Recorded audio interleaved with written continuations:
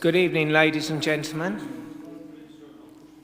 We shall make a start, as there's quite a lot to do this evening. Bit of a feedback loop here. Right, there's no fire drill planned this evening, so if the alarm goes off, we assume that it is an emergency. And subject to rescuing any stray members of staff trapped in lifts, we'll find our way out with the aid of democratic services and hopefully survive any fires. Now, the Council records and indeed broadcasts these proceedings for posterity and for general entertainment purposes. May I ask whether anyone else at this meeting is intending to record? No, it's not to stop you, it's just so we know. Okay. Right. Moving on with the agenda, item 1, apologies for absence. I have apologies from Councillor Paul Wilby. Anyone else? Councillor Karen Chapel-Tay. No. Any other apologies? No. In that case, I assume everyone else is trapped behind a tree in Ashford Road. Item 2, notification of substitute members. Councillor Perry for Councillor Chapel-Tay, I believe. Not quite, no. Councillor Young for Councillor Chapel-Tay, but she's stuck behind the tree on the Ashford Road, right. I suspect. I assume that because you were talking about substitutions a minute ago. Sorry about that. So the substitute member is hopefully on her way. Any other substitutes? No. Notification of visiting members. Councillor Powell, what item, please? Sorry, Councillor Powell, as a parish councillor tonight, actually, on the Harwich one, which I think is the third one on the agenda. Thank you very much, Councillor. Councillor Mrs. Sams.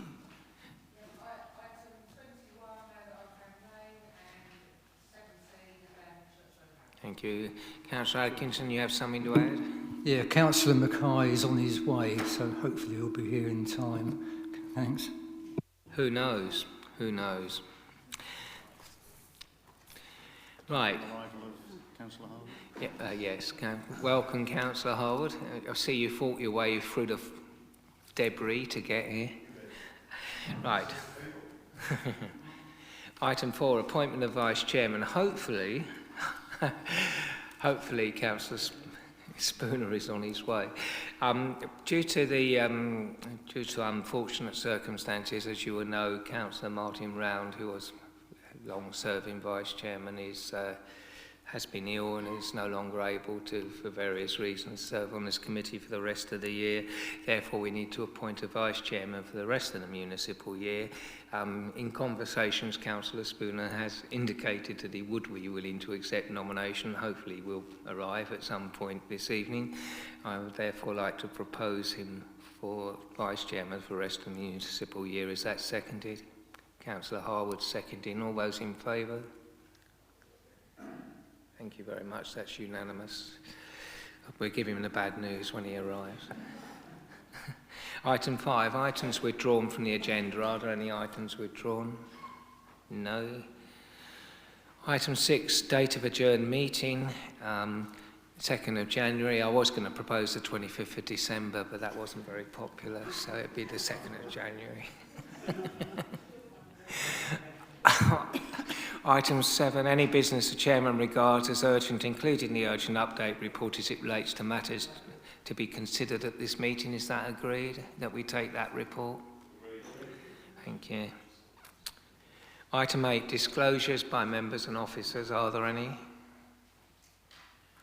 Nope. Item 9, disclosures of lobbying we will take with the relevant agenda item. Councillor Mumford, are you? Yeah, urgent. Well, urgent update. I haven't got one. Haven't seen one. Does one exist? There isn't a written one, but there are going to be some, at least I don't think so, but there are some oral updates, so we have to agree to take those.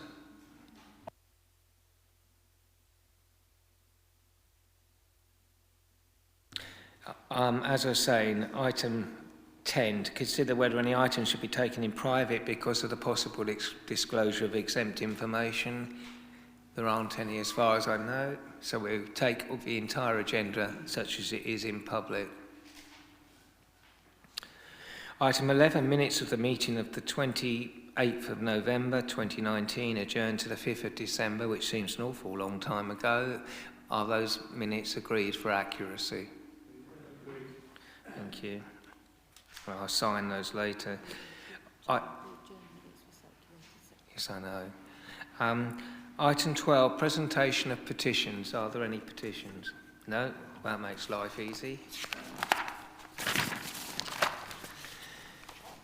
Are there any updates on deferred items on page 6 onward? Yeah, thank you, Chair. Just on the application west of Church Road, Otham, as you know, we held the meeting to discuss the deferral reasons last week.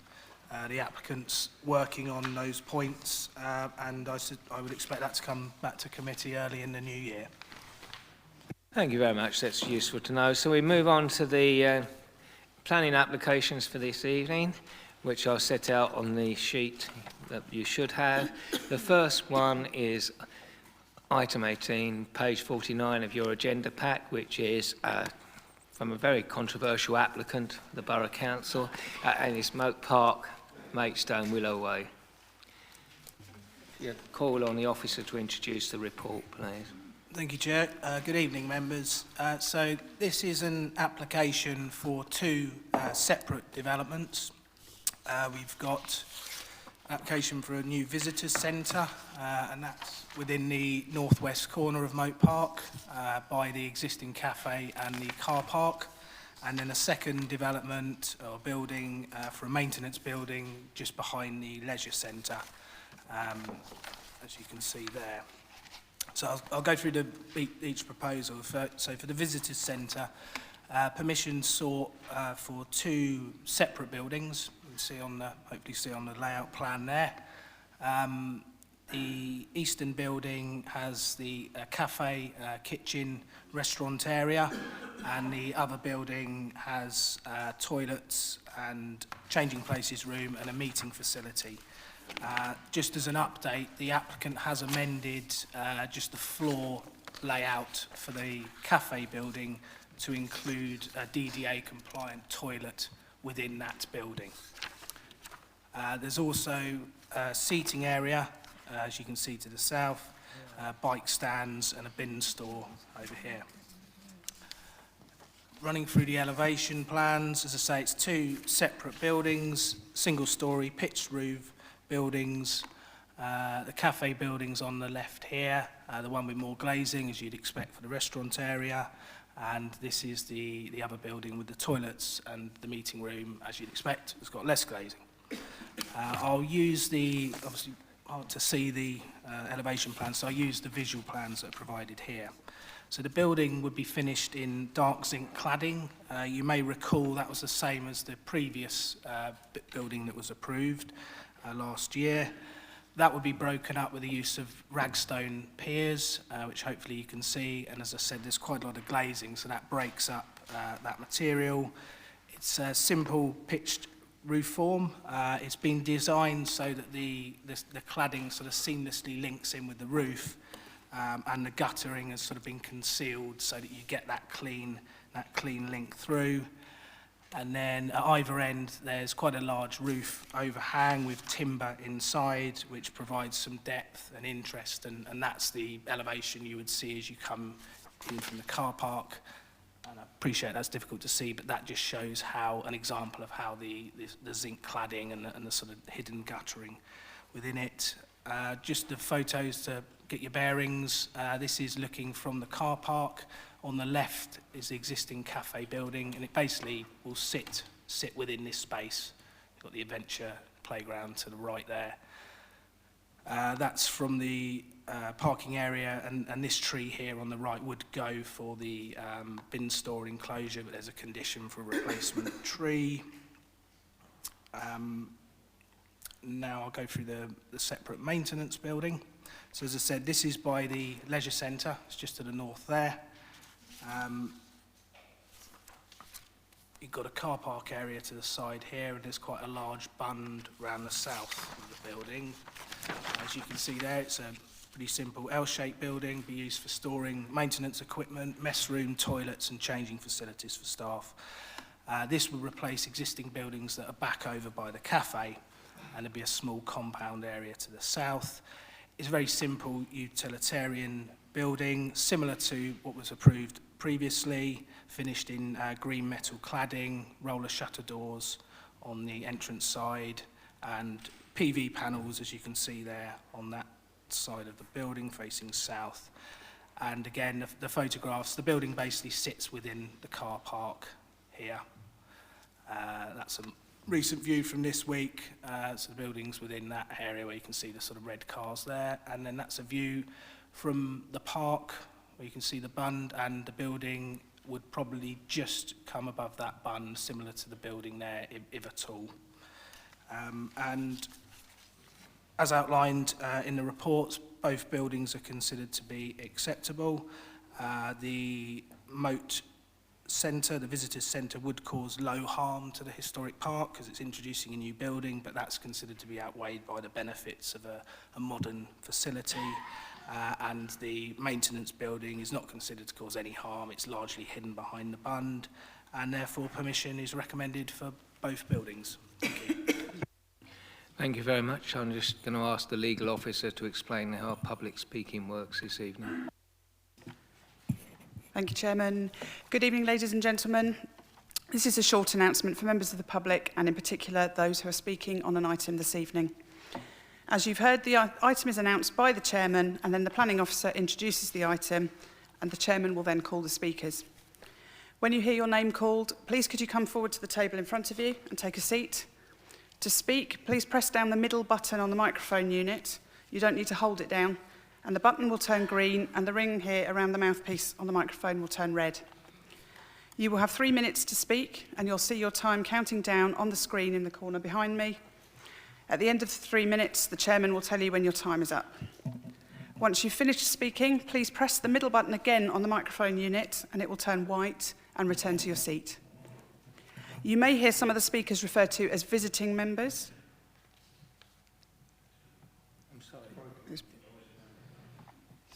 Sorry, you may hear some of the speakers referred to as visiting members. They are members of the council, but they don't sit on this committee. They also have 3 minutes to speak, but they don't have any right to vote on any of the applications. Thank you very much indeed. The first speaker this evening is Ms Wallace for the applicant.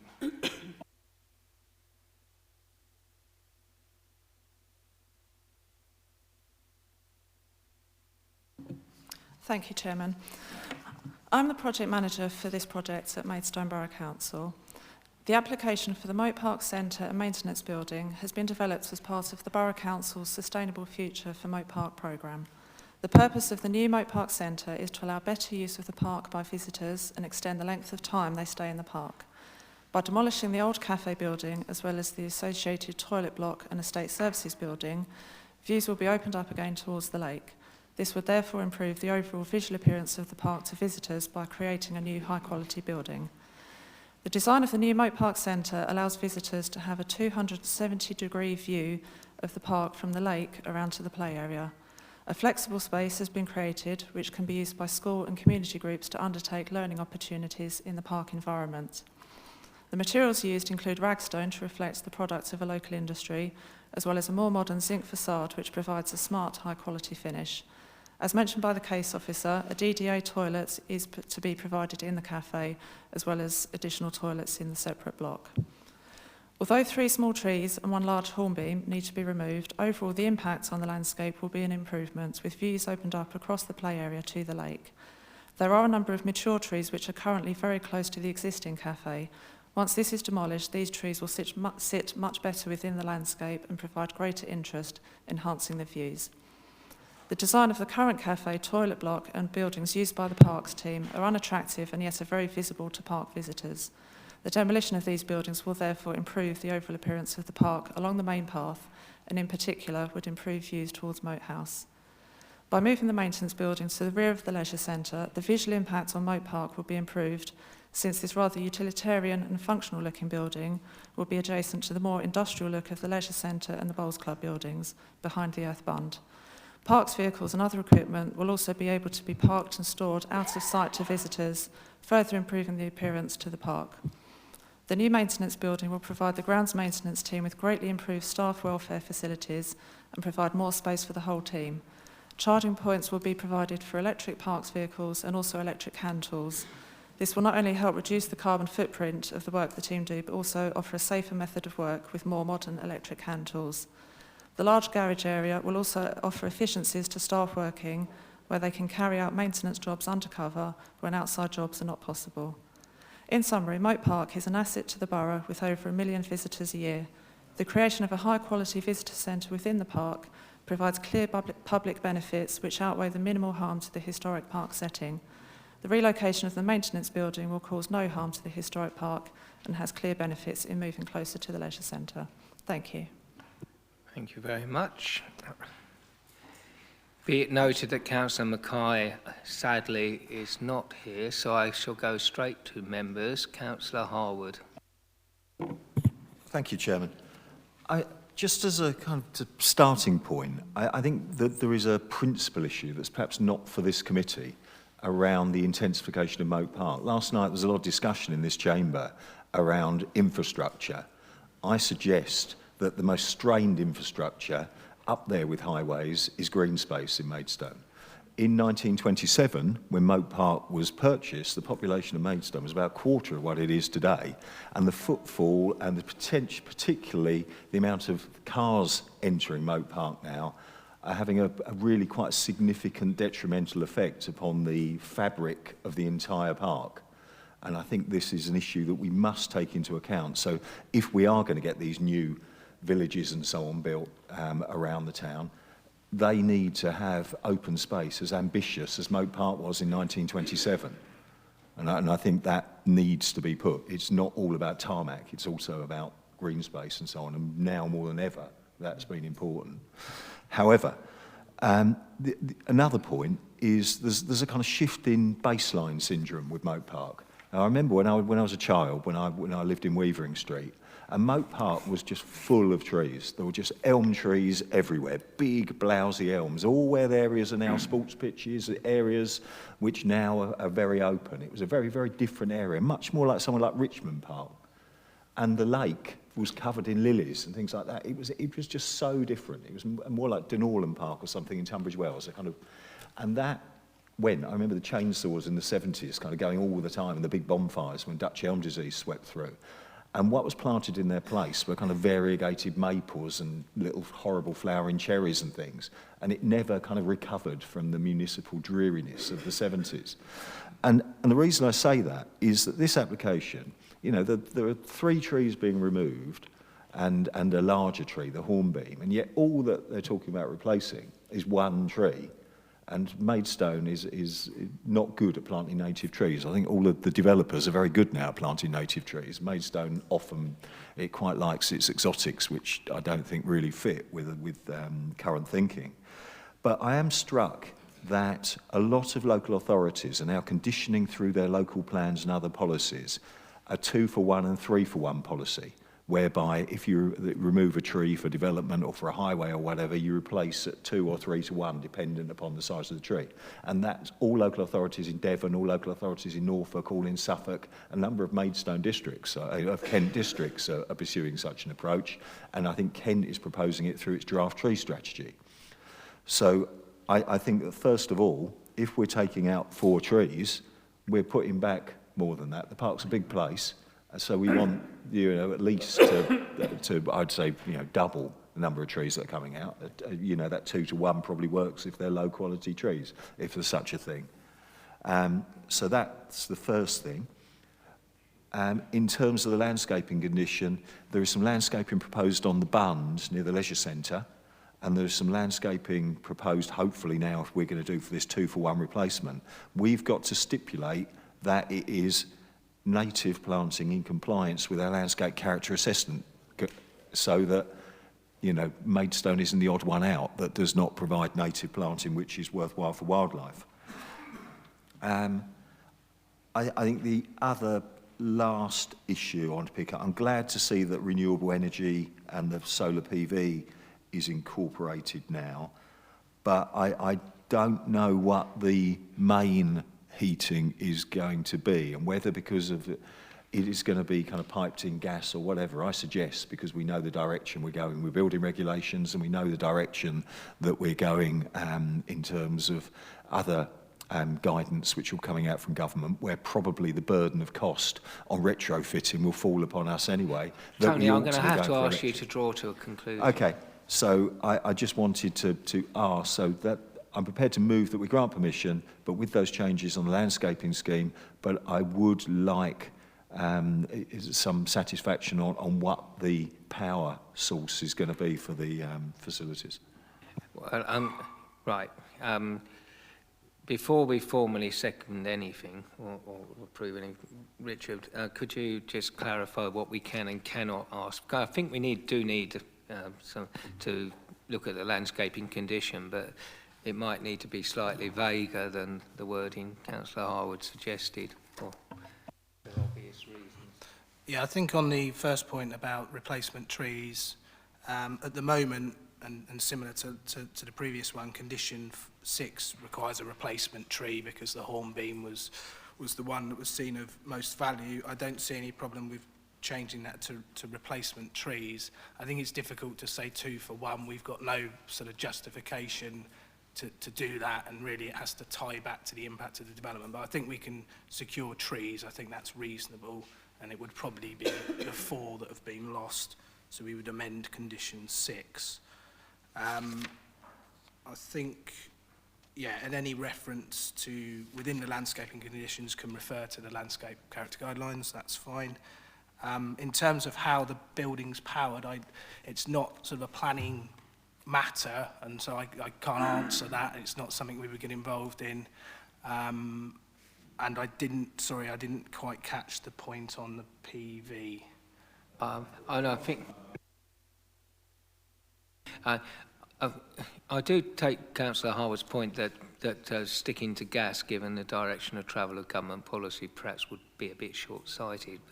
But the best we could do in that respect will probably be an informative, pointing out the future risks. I'm quite happy to, if we second that, to add an informative to that effect, if Councillor Harwood is okay with that, and with the amended conditions from the officers. Right, and I'm going to take Councillor Mumford, as he'd already indicated, and Councillor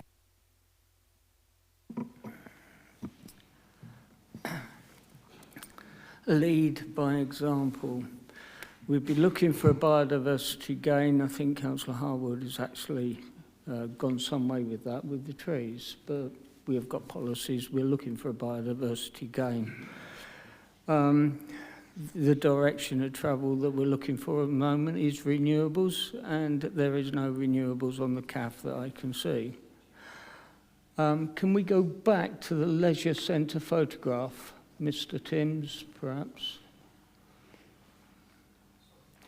Can you go back to the leisure centre photograph?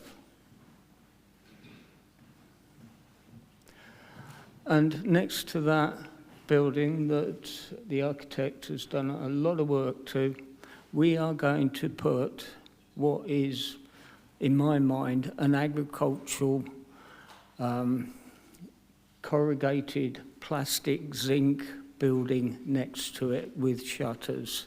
I think the design of the building for the maintenance is not complementing that building at all, and it's totally out of place. I said that last time, I will say it again now.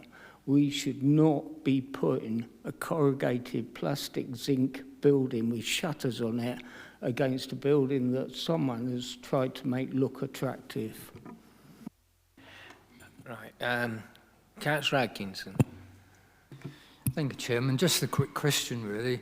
Mr. Timms reassured us that there are toilets in the cafe part.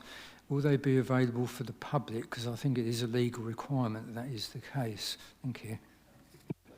Yeah, that's the point in the amendment. I think there was some discussion about the toilets being in a separate building for the public, but yes, it would be for the public within the restaurant.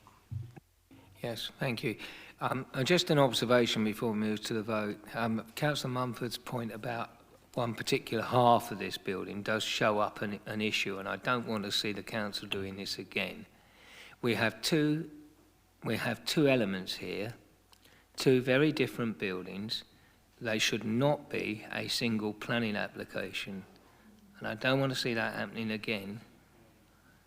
They should be two separate applications, because we might well approve of one and not the other.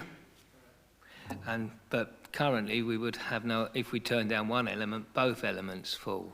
So please take note, council departments, this must not reoccur. Now, no, we have it. Yes, we have. I seconded it. I made it on the basis of Councillor Harwood accepting the officer's amendments, suggested amendments to the conditions. Those in favour of the application?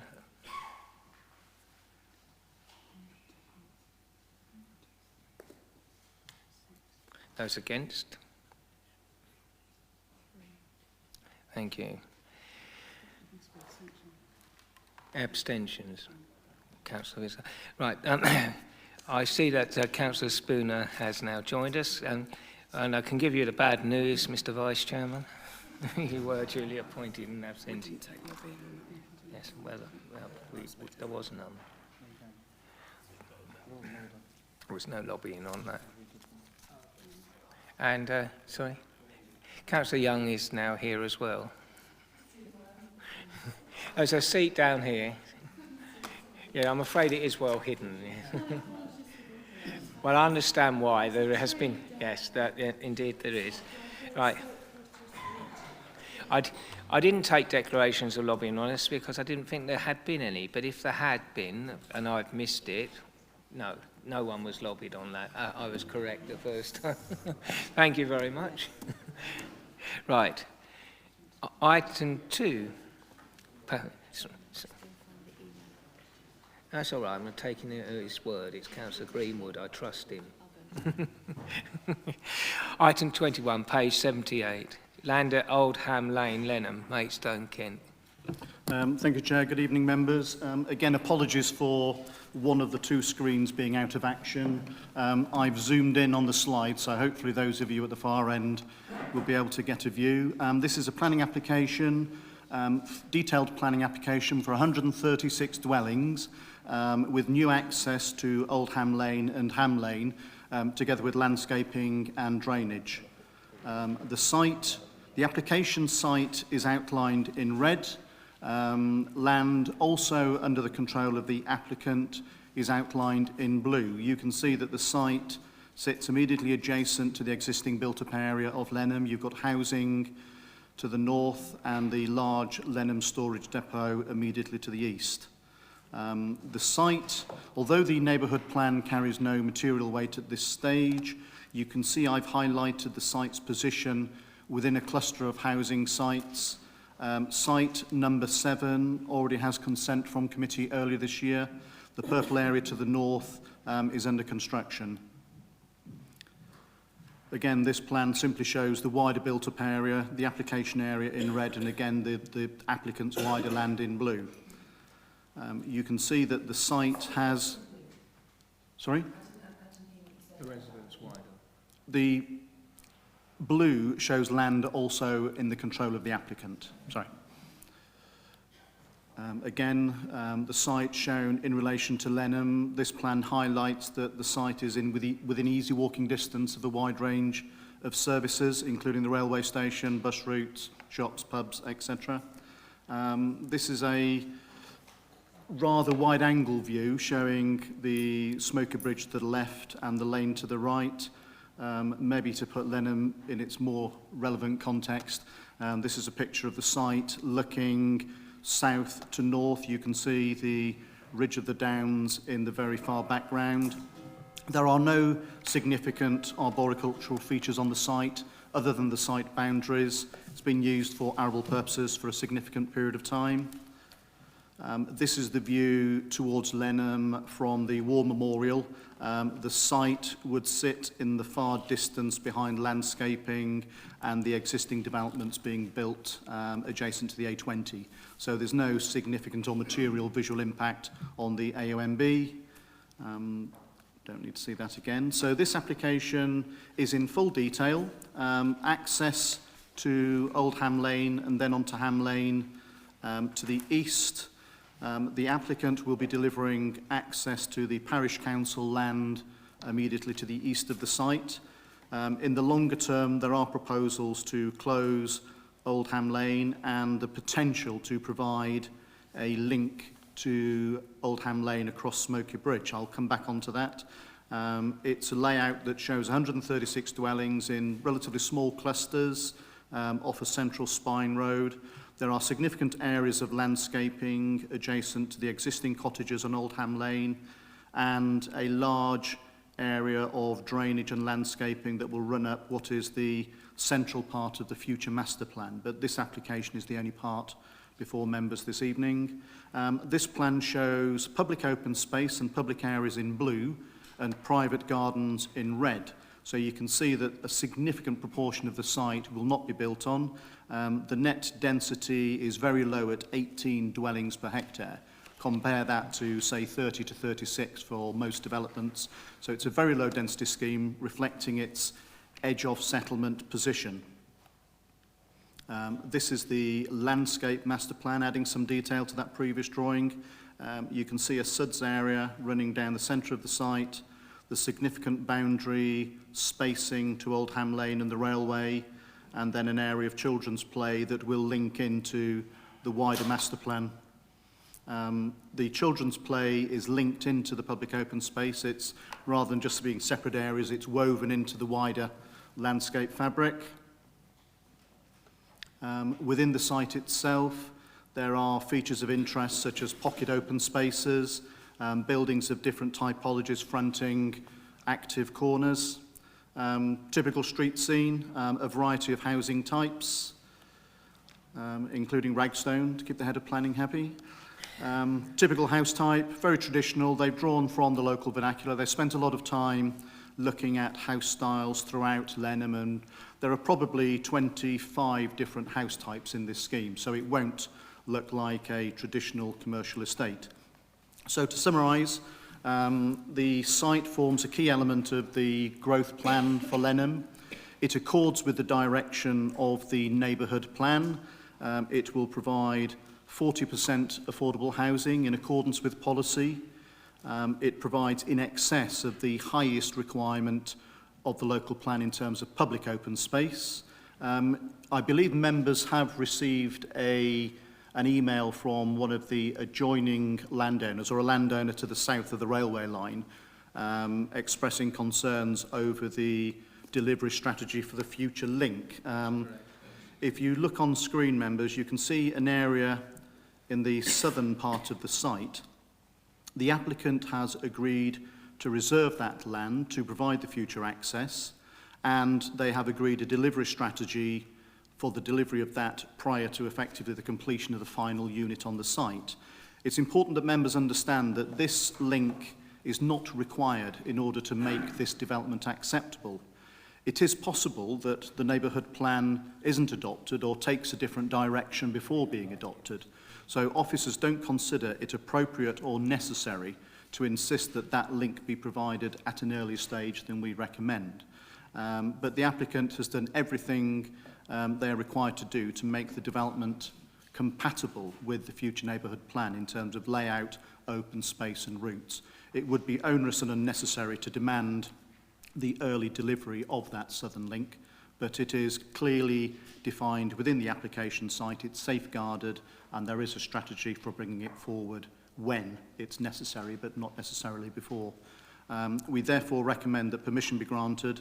You'll see within the report there are a number of highway conditions that we are seeking delegated approval to negotiate. The principal reason for that being that KCC's comments came in on the day of the report, being published. KCC are now content that the scheme meets all of their requirements. So we therefore recommend permission subject to delegated agreement, and I believe the Head of Planning has one further addition.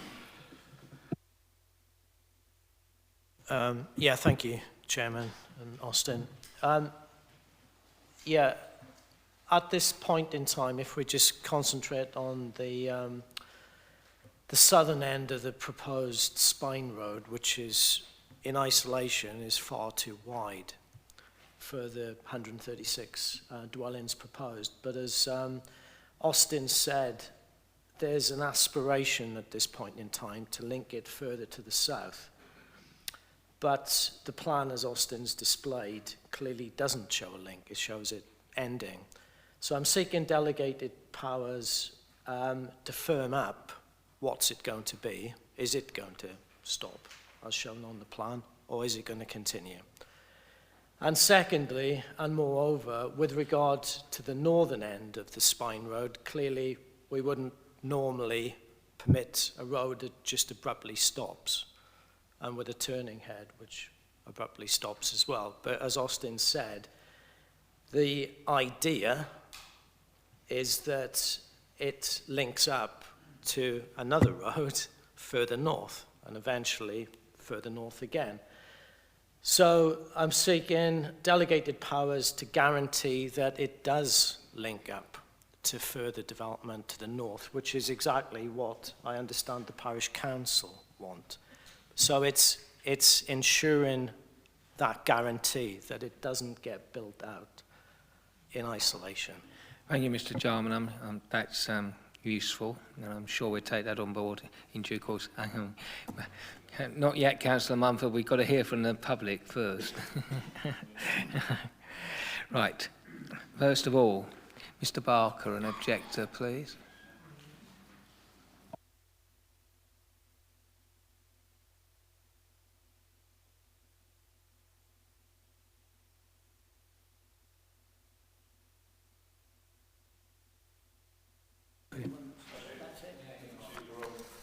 Good evening. I am James Barker, and I have a commercial interest in some of the land south of the railway line, which is allocated for potential development in the Lenham draft plan.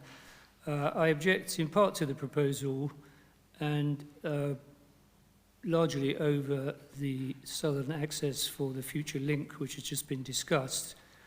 I will expand on that. There is a draft condition in your report, number 26, I think at page 122, which suggests some wording. The application is being decided on its own merit, although it is one of several sites allocated in the emerging neighbourhood plan.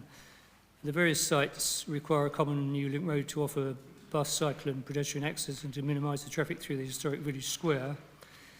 The application site has a draft condition attaching, number 26 of page 122 of the report. The condition seeks to place an obligation to construct the access prior to occupation of the 136th dwelling, i.e. the last dwelling of this phase of construction. This seems to be open to abuse with respect to everybody and difficult to enforce if, for instance, the 136th dwelling is never built or indeed never occupied. In this scenario, the developer would potentially be controlling the speed and deliverability of the Lenham neighbourhood plan and indeed potentially scupperring it altogether.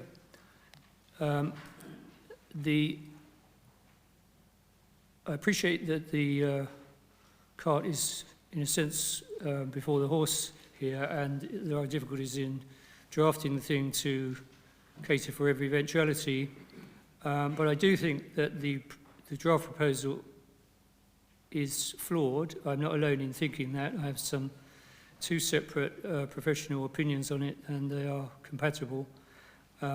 We do feel that a more robust and positively enforceable condition should be drafted to safeguard the future of the plan and to positively deliver the link road if required. It also serves in a way as a southern bypass for Lenham So quite apart from the proposed new development, there is a benefit to the village in terms of mitigating some of the existing traffic. What has been suggested is something like to be provided before the occupation of the 100th dwelling, or upon 80% of the properties being occupied. They have been suggested, and I would be comfortable with either, or any similar proposal that made an enforceable obligation to construct the entrance in the interim build stage. Thank you, Mr. Barker. That's you've just hit time, but we take your point. Thank you very much. Mr. Busey for the applicant, please. Sorry, were you speaking to me? Oh, thank you, yes.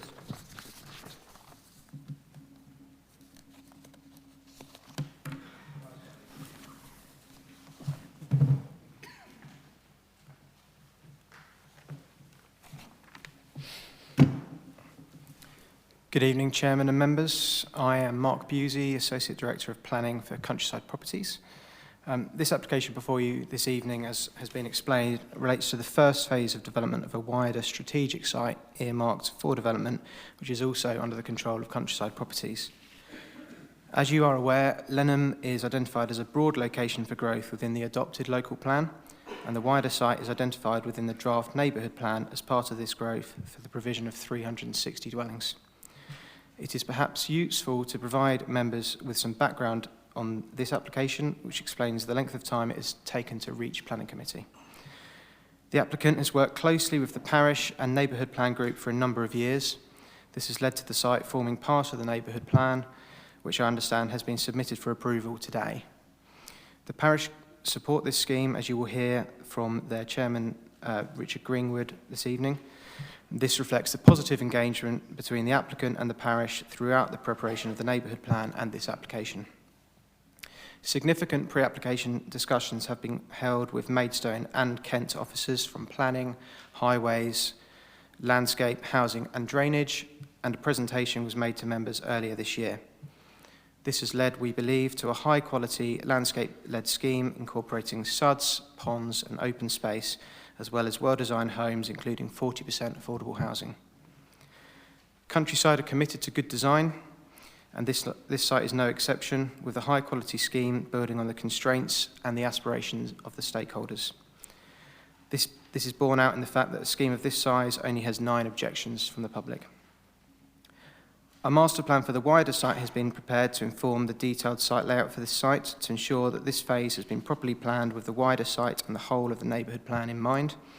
In this regard, this first phase is over-engineered to accord with the wider intentions of the neighbourhood plan to allow for future growth.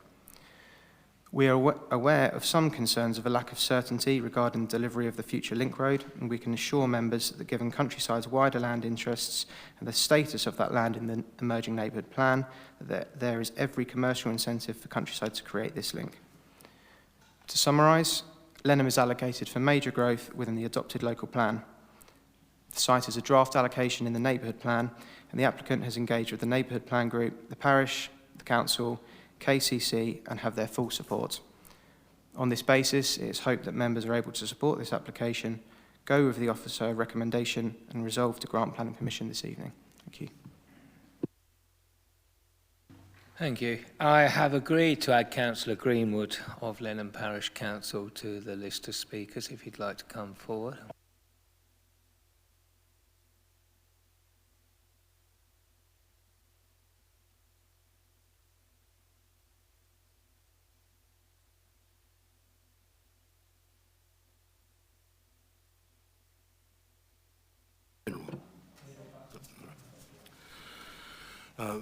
Richard Greenwood, Chairman of Lenham Parish Council.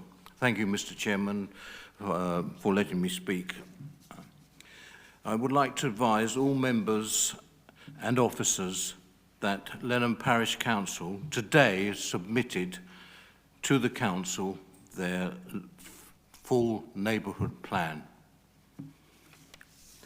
Lenham Parish Council supports this proposal. The application has been developed with full consultation and includes significant infrastructure necessary to implement the submitted neighbourhood Lenham plan. The Parish Council also supports the position of Kent County Council as Highways Authority in relation to this application. The County Council has consistently worked with the applicants to secure the timely delivery of the infrastructure necessary to support the sites released in the neighbourhood plan. The Parish Council particularly supports the County Council in seeking early delivery of the road to the south. The Parish Council would wish to see the road linking to the south, linking to Smoky Bridge, undertaken prior to the 100th house being built. The early construction of this road will minimise later disruption to residents and road users alike.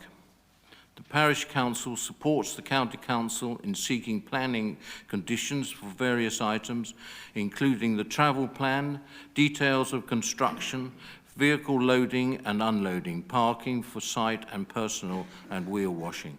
The Parish Council is aware that the inspector in the Jones Homes appeal decision, dated the 24th of June, imposed a condition requiring the submission and approval of a construction method statement prior to the commencement of the works on the site. The construction method statement required approval of matters such as the location of parking, of site personnel, and implication of wheel washing. Such as conditions might be regarded as best practice in this regard. The Borough Council may wish to impose such a condition on this application to avoid difficulties arising on the site which local residents frequently find irksome. It is imperative that this planning application from Countryside Properties is viewed alongside the Lenham Neighbourhood Plan that has been submitted to the Maidstone Borough Council. The Parish Council confirms that it has no objection to this application. Thank you, Councillor. Councillor Mrs Sams, please.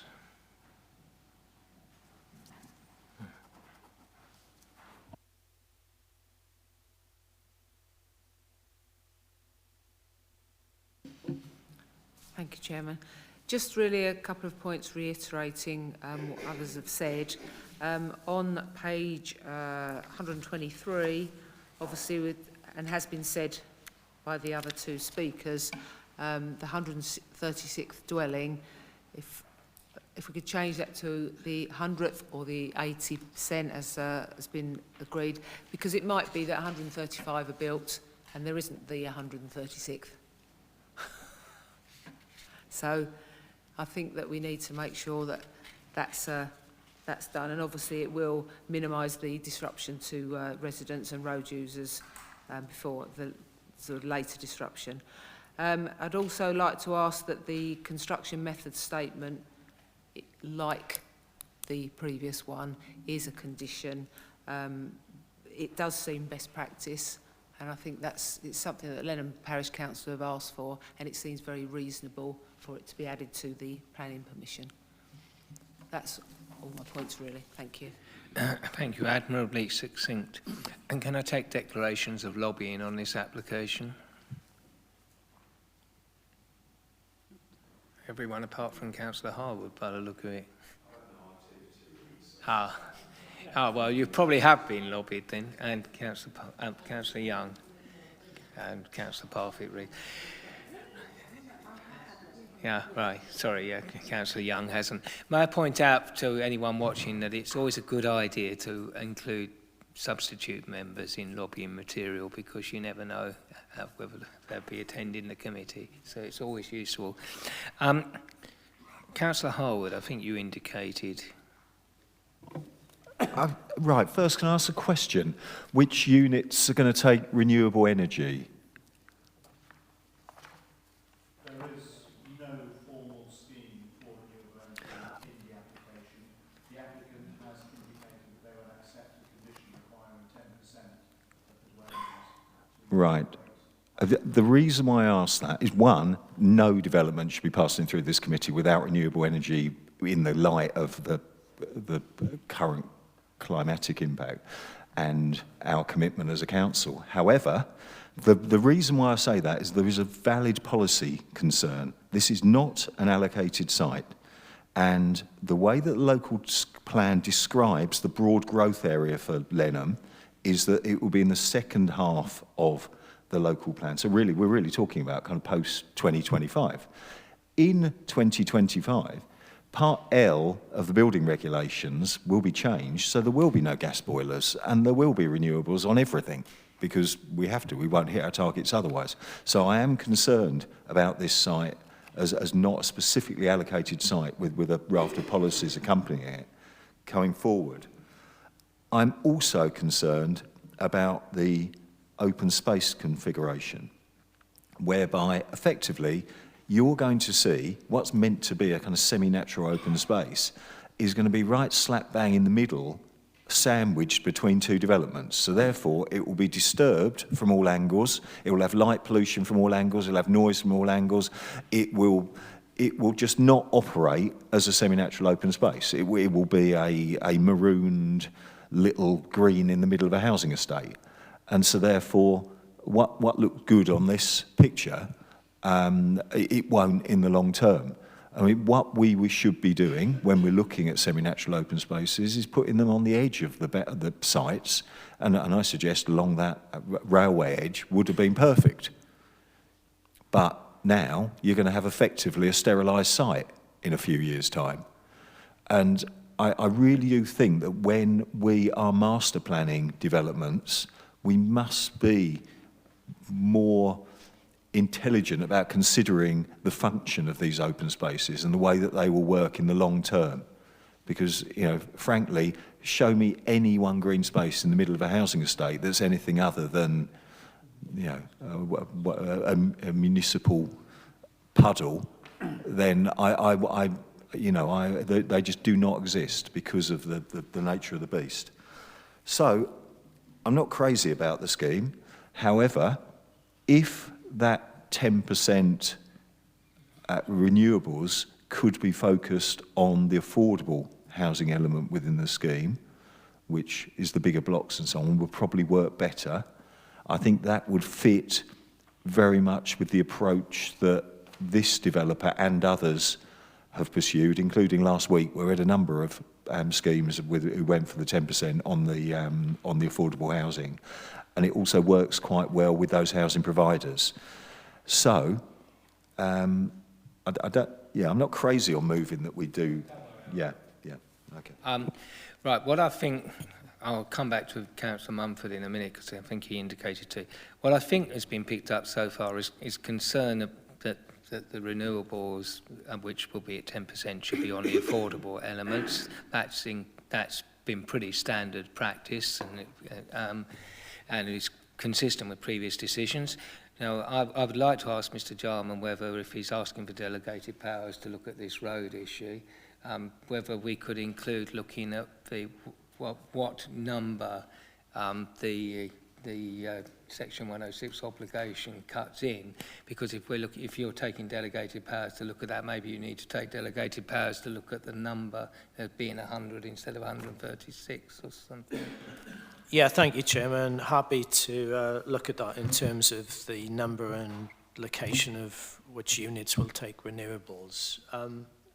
But as you alluded to, I do think the sort of condition should be, the threshold should be lowered from 136 to 100 or perhaps below 100. But what I was trying to say earlier, obviously badly, is at the moment, it could be the first house, but no Southern Link is shown. So it's not in front of us.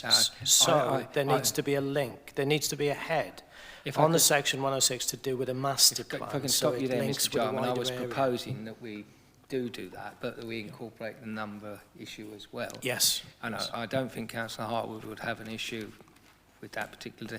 And finally, do either you or Mr. Mackey have any issue with the construction management plan being conditioned? I just thought I'd ask both of you. I'll jump in ahead of Mr Jarman because he likes them even less than I do. They principally address matters that are not normally planning considerations. However, on this planning application, it was supported by an environmental impact assessment. Part of the environmental impact assessment strategy is to mitigate the impact of dust caused at the construction stage. So I've used a different piece of language, but if you look at the very bottom of page 123, I identify that as part of the air quality mitigation strategy, the applicant will need to provide a CEMP. That's the same as a construction management strategy. So whilst we wouldn't normally recommend it to you, in this case, it'll be in as part of the... Thank you very much for that very important clarification. So, Councillor Mumford.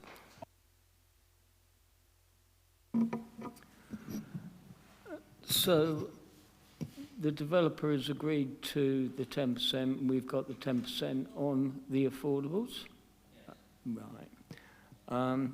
I'd like to look, if I have the right glasses on, at the bottom right-hand or the southeast corner of the site, and I know that is where we're intending to have the link road, and I suspect because that is in the back of our minds, there's very little landscaping there, and what I would like to see is that landscaping beefed up. I'm either accepting that there's not going to be a link road, I'd like to see it completely beefed up, I'd be looking for something like 30% tree cover in that area, or if there is a link, the same on the remaining ground, because I think what we've done is we've left that open as grass.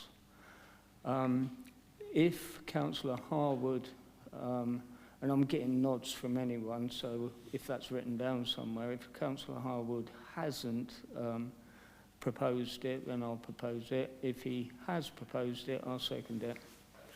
Technically it was me, and I hadn't proposed it, but I'll accept it. Councillor Perry. Thank you, Chairman.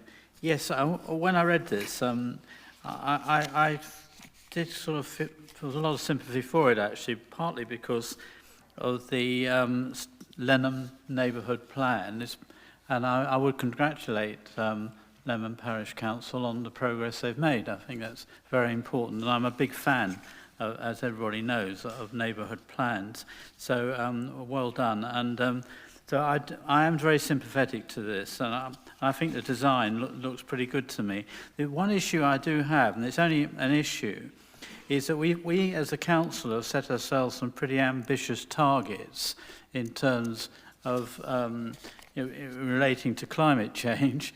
And one of them, which I'm keen on, is that we're going to phase out diesel and petrol cars over the next few years. And it seems to me that the provision of charging points in new developments should be something that we should be considering. I wasn't sure whether that was part of this in the proposal. Thank you.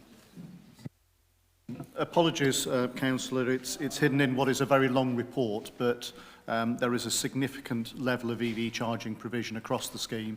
And again, the condition at the very bottom of page 123 will seek confirmation of those details, but it's a pretty positive response in terms of delivery of EV charging to each dwelling where there is a space where the connection can be provided. Okay. Apologies, it is rather a long report. Councillor Kimman. Thank you, Mr. Chairman.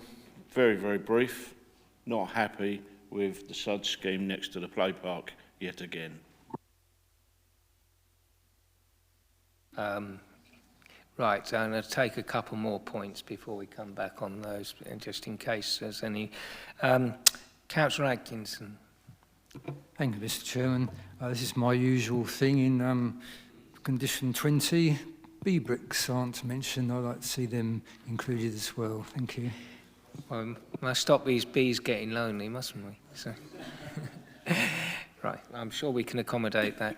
Councillor Harwood, and you get the last word. Well, first of all, B bricks are accommodated in the scheme, but what isn't stipulated are the usual things about the gaps under fences. So for the boundary treatments, we need the gaps under the fences so that wildlife can move through the site, because currently it's an open field and they won't be able to if it's got, you know. The other issue is this area. There is new wetland proposed. There are decent ponds with great crested newts and whatever on the other side of the road. I suggest that we need the stipulation on the wildlife-friendly drainage, i.e. you have the inset around the drain gully so things don't walk along the curb and fall straight down the drain. And I think that it's reasonable in this situation because we know. Given the location of the ponds you're talking about, yes, are the officers clear on the two things that Councillor Harwood's referring to? Yes, Chair. In fact, if you look at the bottom of page 105, para 6.98, in my excitement at drafting the report, I forgot to finish the last sentence. That last sentence would have finished by explaining that the surface water drainage for the scheme will run separate to the SUDs, so the risk of conflict is taken out. So, apologies. Is that quite what you meant, Councillor Harwood? I don't... No, I actually mean that the drain gullies are basically become a sink for wildlife falling into them. What we tend to propose on developments where there's wetland is essentially the curbstone is inset next to the drain gully, so anything that's following the curb goes round the drain, not down the hole. Yeah, your point was important, but it's a separate point. But we need to have both. Thank you very much. Right, I think that can, unless anyone has anything particular they need to add to the recommendation as amended. Mr. Jarman? Okay. In that case, I've proposed it. Councillor Mumford, were you seconding it? Okay, in that case, if everyone's clear, I will put that recommendation to the vote. Those in favour? Those against? Abstentions? Thank you very much. That's passed. We look forward to seeing the progress of Lenham Neighbourhood Plan towards full implementation in due course. Congratulations to the parish. I move on to another issue not too far away in Harwich, just down the road. Item 17, page 42.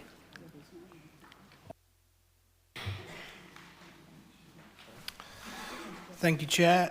So this application relates to an area of public open space that was approved in... I'm sorry, before we go on, a point has been raised. I'm sorry, Councillor Mackay, you may not realise that the very first item that we actually did... Yeah.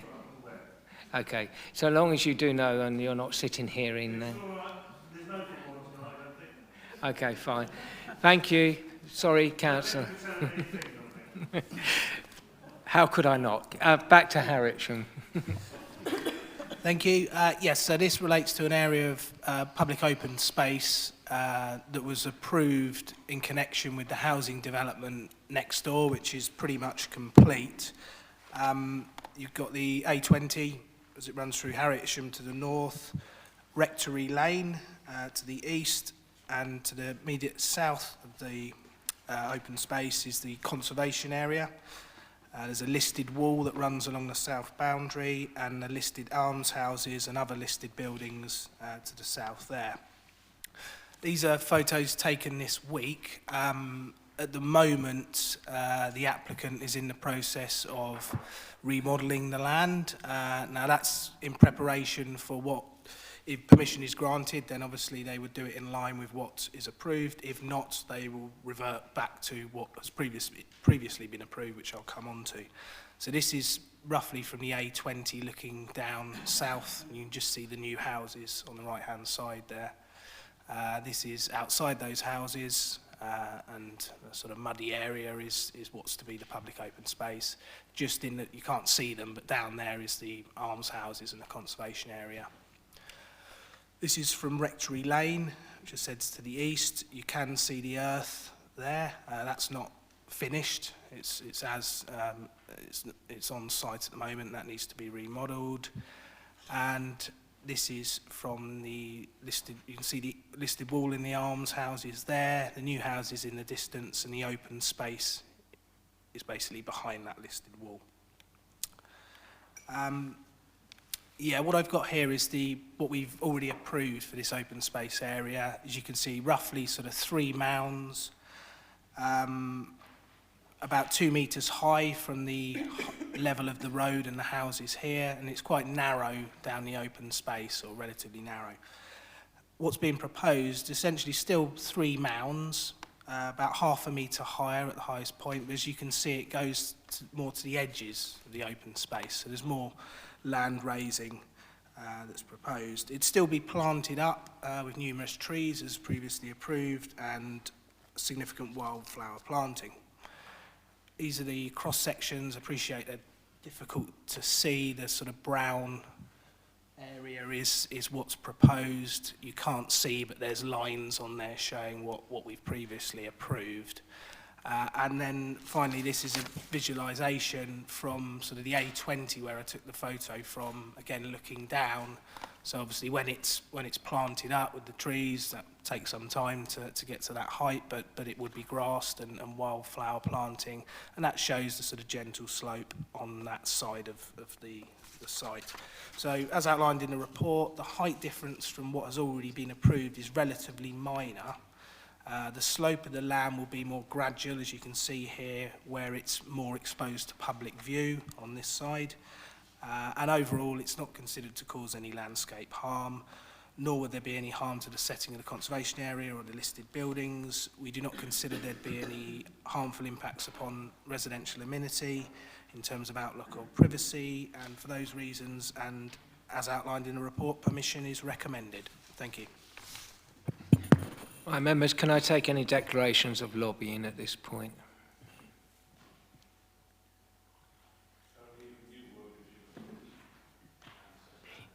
Yep.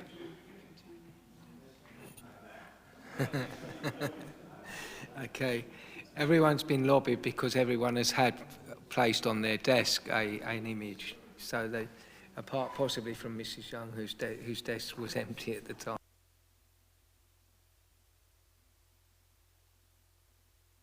Mr. Watson, an objector, please.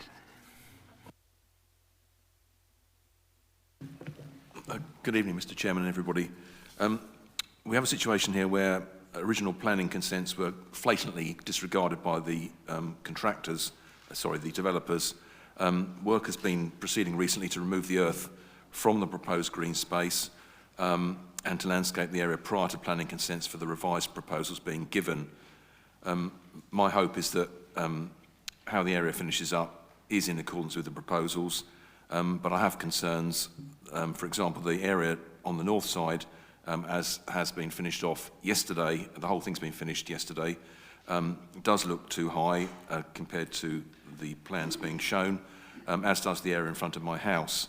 And as can be seen from the pictures, the path around the green area is being put in tarmac and not in hog-in, as agreed recently by Mr. Timms. What I'm hopeful of is that the Borough Council will monitor the work over the coming weeks to ensure compliance with planning consents approved, which didn't happen before, with the residents having to stop the work.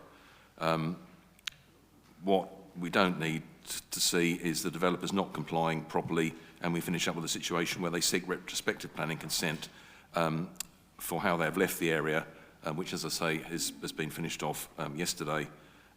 It's still not right, as far as I'm concerned, in accordance with those plans that Mr. Timms has shown us. Thank you very much indeed. That's something we'll consider in due course. Councillor Powell.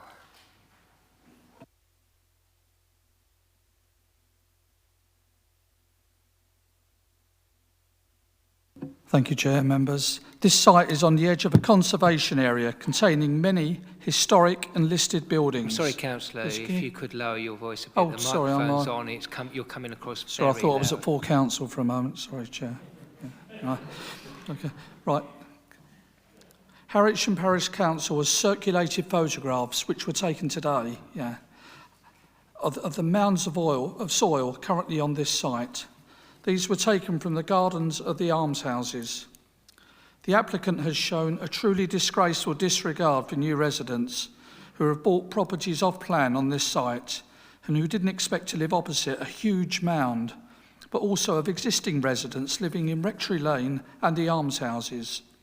You can see from the photos that not only does it almost reach the rooftop of the new houses, there is concern that damage may have been done to the almshouses' listed garden wall by possibly having a huge amount of soil resting against it for over 2 years. Damage cannot be assessed until the soil has been completely removed, and we would expect a condition to be placed on the developers to make good any damage caused under the direction of a team within Maidstone Borough Council dealing with listed buildings.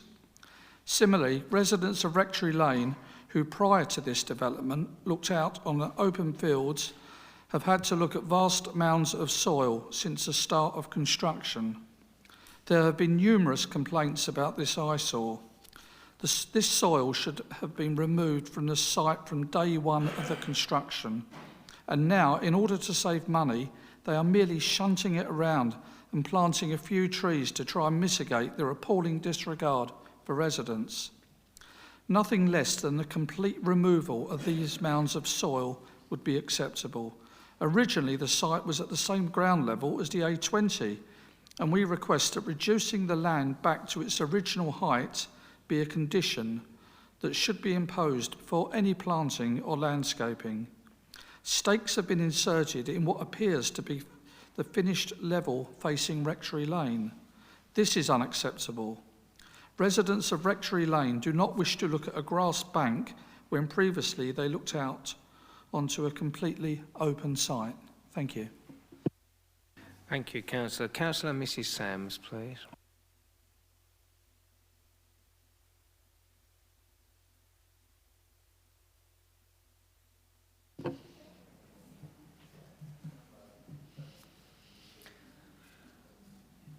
Thank you, councillors. There's 3 main points I wish to raise, really. The amenity. This area should be a significant benefit, a valuable green space, a green lung. The report states that the site was covered with mounds of earth that were removed during construction. The site really has been used for a dumping ground for soil, bits of tarmac and other leftover materials to reduce costs to the developer. I've been there many times and that can be clearly seen. The original planning application was passed by this committee, taking into consideration the amenity of residents, the conservation area protection, and it should be adhered to. The glossy document of what the open space was to look like was used as part of that planning application. The visual impact, obviously you've had some photographs and I know you received some others sent as well. The height of the mounds clearly impacts some of the new properties and additionally the old properties in Rectory Lane. This is a conservation area that is being undermined due to a lack of effort by the developers to pay for something better. It's a failure to comply with the original application. The views for both the existing residents in Rectory Lane and the new homeowners in Tupper Close and other areas who purchase their properties will now look onto a high mound, which at the moment is a wall of mud, instead of the attractive landscape open space promised in the original approval application. The contours of the area have changed this site out of all recognition. There's also a flood risk. Many residents have brought up the issue of the ditch system on the boundary of Rectory Lane. The report regarding Ref 11 assessment of flood risk asked whether the proposal is within 20 metres of a watercourse and it's answered no, but actually the ditch system is within 20 metres of this site. This has not been maintained. The earth has blocked the ditch, resulting in water running down the road rather than into the ditch. This will be exacerbated by the height of the mound, which in some areas appears to be 4 metres above the road surface. This application is making what should be a usable area into an unusable one to save an awful lot of money. There's no place for children to actually run, to picnic, no place for families to sit. It reduces a practical usable space for the public. It reduces the practical usable space for the public, particularly the old, and the very young and those with mobility issues. There is hardly any flat space. It's a cheap fix. Can I ask members to refuse the application and that the original permission stands, to give residents what they signed up to when their purchases and a clear message to developers that this council's planning approval is important and it's not something that can be torn up to maximise the profits at the expense of the residents. I believe it's a substantial departure from the original application agreed by the Planning Committee, and it will have a dramatic effect upon the amenity and the enjoyment of residents who live within the estate. Thank you. Is Mr. Lockhead for the applicant here?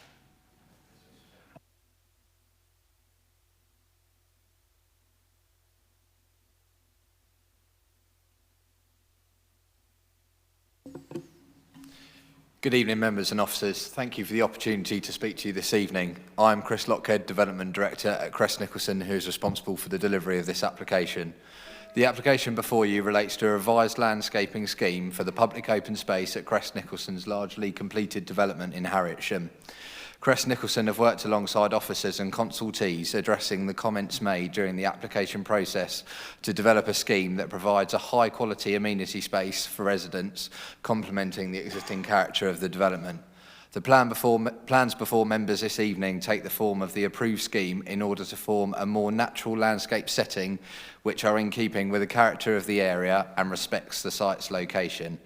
Once completed, the open space will provide an extensive area of 0.91 hectares of open space featuring amenity lawn, wildflower meadow, substantial tree, shrub and hedgerow planting, providing biodiversity enhancements. In addition, a play area is to be situated to the northeast of the open space, and an accessible perimeter hogging path will be delivered to enable enjoyment of the open space year-round. Crest Nicholson are aware of the comments from the residents and the Parish Council. Since the application was submitted, in acknowledging comments received, as noted in the officer's briefing earlier, Crest Nicholson have recently removed a significant amount of surplus soil from the site to reduce the level of the current mounding in line with the proposal submitted. The height of the proposed mounds does not lead to overlooking, and tree planting has been strategically located to prevent views from the mounds towards the houses. The CGI submitted in support of this application illustrate the proposals before you and confirm that the plans will achieve a high-quality environment for the residents. The application has no objection from statutory consultees, and therefore I hope that members are able to endorse your officer's recommendation to approve this application, which shall allow completion of works delivering this important open space area for the benefit and enjoyment of local residents. Thank you for your time. Thank you. Can I take any declarations of lobbying?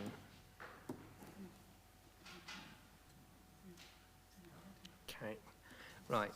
Now, just a couple of things to try and untangle this. Some of the objections have been effectively, or comments have been about non-compliance with either the approved plans or issues that don't, strictly speaking, address what's actually been applied for, but might be issues of whether what's applied for is actually done. So we need to unscramble those two issues and actually make sure that we address our minds to what actually is the difference between this application and any previous application.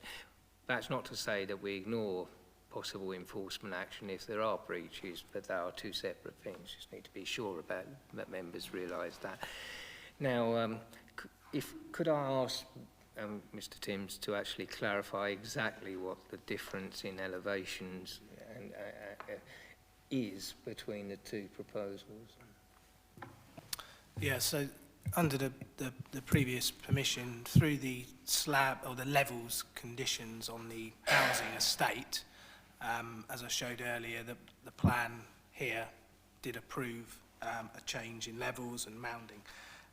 The difference between what was previously approved by officers is that it's around 0.5 of a metre higher within the centre, but as I said previously, it covers more of the land, so it will basically, the land raising will widen out. It's steeper on that side, but the actual height difference to the highest points is half a metre. Thank you. Councillor Harwood, you've indicated. Yeah, thank you, Chairman. I had a good walk around this site. I was playing Spot the Solar Panel in new developments in Harrietsham. I didn't find many. But anyway, not that I'm bitter. But I I am aware of the concerns about the way that the bunds have been put in, but I'm also very struck that this is a fairly standard approach. Look at the top of Grove Green and look at Area D, which is now the much loved Weavering Heath. Look at the top of Inters Park, flanking the Bearsted Road. Look at any development, it happens, and there's some topography. And I think actually when the landscape matures, it is far more interesting than the artificially flattened arable field that was in that area. Because if you look at the more natural areas around Harrietsham, there is far more undulation. It's only when you get onto the farmland area where clearly human intervention has been undertaken to make it flat because it's easier to plough.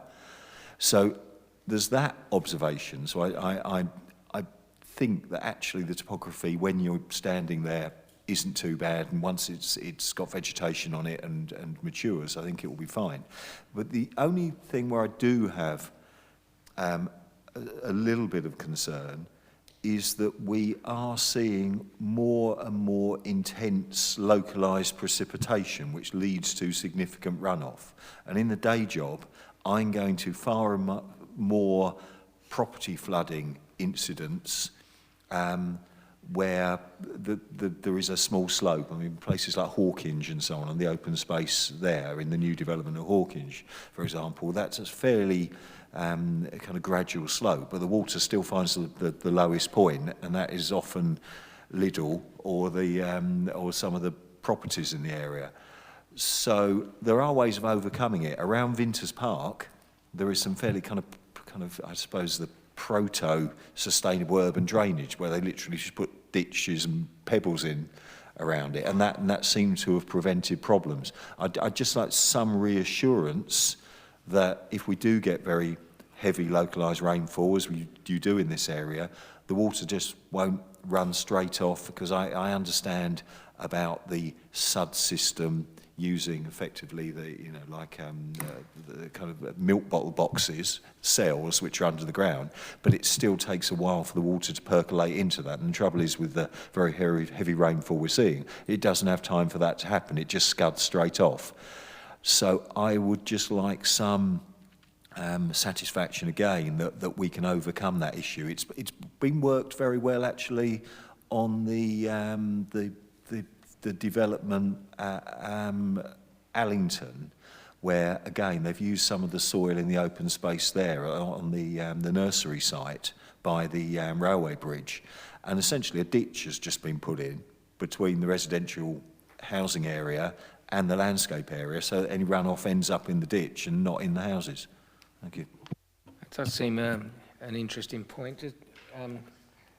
Well, ask the officers how you would address that issue, because we don't want to end up flooding the new residential properties. Yeah, it's something that has been raised through the application. You'll maybe see it the final paragraph, 6.11. I had questioned it with the applicant, and within the open space, as part of the housing scheme as well, there's a large sort of storage suds crate at the south end. Now, I'm told that runoff from this open space would be accommodated within that. That's all I have at the moment. Whether if that's satisfactory or delegated powers to firm that up. I think, at the risk of, I'll come back to you in a moment, Councillor Harwood, that we're going to need a bit more than that. That's a bit sketchy. So I think we probably do need to actually have a firmer hold on that. Councillor Harwood? Yeah, just to come back, the site is being reprofiled as we speak. There's plant all over it. I don't think it's beyond the gift of the developer to just make sure that reprofiling actually provides something of a channel, and it would not be, it's not a net ditch you fall down, but just some channel the water towards the basin. And I think that's all we need. And I don't think it would be difficult. They did it very well at the Bridge Nursery. You're right, it's the time to consider that. Delegated powers to the officer to negotiate with the details of that with the developer now, because that's the right time to do it, as you say. Any further points on this application at this point? Councillor Perry. Thank you, Chairman. Yeah, when I read this, So I have to say, and I'm listening to Councillor Powell and Councillor Sams. The red warning lights are flashing in front of me a lot. I mean, this is borders on a conservation area, which I think is very important. And there's a load of listed buildings. And the thing that really worried me, and I know Councillor Harwood has already raised this, but it's the flooding issue. Now, I live in a flood area, so I know a lot about this, and I know the sensitivity when you start messing around with the drainage and the ditch systems. You only got to do one or two and you're in a right state. I can speak from a personal basis on that. And so I'm extremely worried about that. And also, I live in a village where we've had a lot of development. I know this may sound a bit derogatory, but quite frankly, when I've seen some of the states and the shortcuts being taken by some developers, I'm extremely worried. That's why I've got red lights flashing all in front of me on this. And I'm not really satisfied that, about this at all. And quite frankly, I shall not be supporting it. Thank you. Well, that's just maybe, but one must hopefully judge each application on its merits. Councillor Brindle. Thank you, Mr. Chairman. I would like to see some sort of protection against this. Sorry. I'd like to see some protection against this, for this Grade 2 listed wall, because if that is the level of land of soil that's there and will remain there, I live in a Grade 2 listed building and I know what damage earth can do when it's resting against a wall. Thank you. Right. You have to be clear what we can and can't do and what falls within the scope of the application and what is possibly an issue for non-compliance with either the previous application or this application. As Mr. Watson pointed out, I think what we have to be aware of is whatever we grant consent is properly monitored and dealt with. But they are two separate processes. Councillor Mumford. I'm looking at this, tending to agree with Councillor Harwood, and I'm listening to the other side there. Just make sure I've got this right. These photographs, this is lobbying that we got, is not finished levels. It's not what we're approving tonight. The practice of stockpiling the spoil heap, it needs to be looked at, obviously, and that's enforcement, but these are not the final profiles that we're looking at. And to that end, I've the same concerns looking at the photograph or the impression that was up before, the slope sloping towards the houses, but we seem to have come up for a solution for that. I would not be approving something that piled soil up against a wall like that. That is not the final profile, and just think I need to clarify that. But equally, as Mr. Watson said, and as we do need to ensure that the final profile that actually arrives on this site is the final profile that's approved. So if there is an ongoing issue, as Councillor Brindle mentioned, we are in a position to ensure that that is dealt with.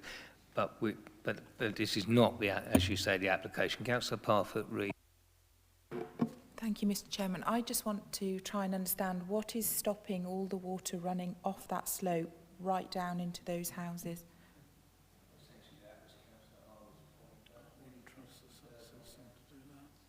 But I don't understand. I need it explained a bit more, please.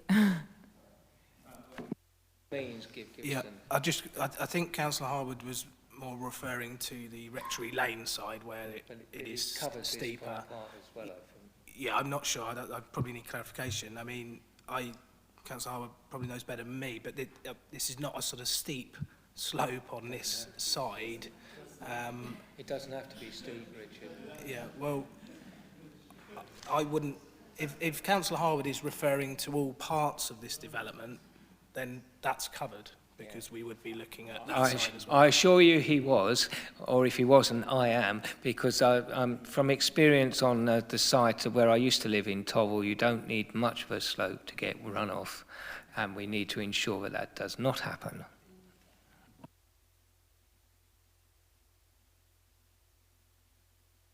Because that looks like a concrete or tarmac path compared to this. The water's going to come up there straight into those houses. So the way I Councillor Harwood is referring to some form of drainage channel ditch around the edges of the open space. Yes.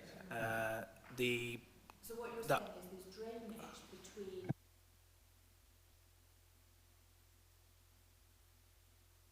That's what we would be looking at, yeah.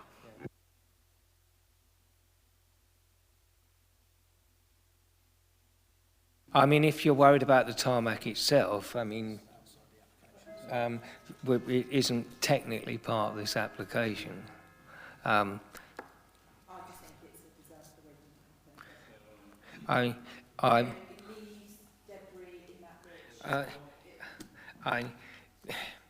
if there was an issue in terms of maintaining drainage channels, then that can be conditioned.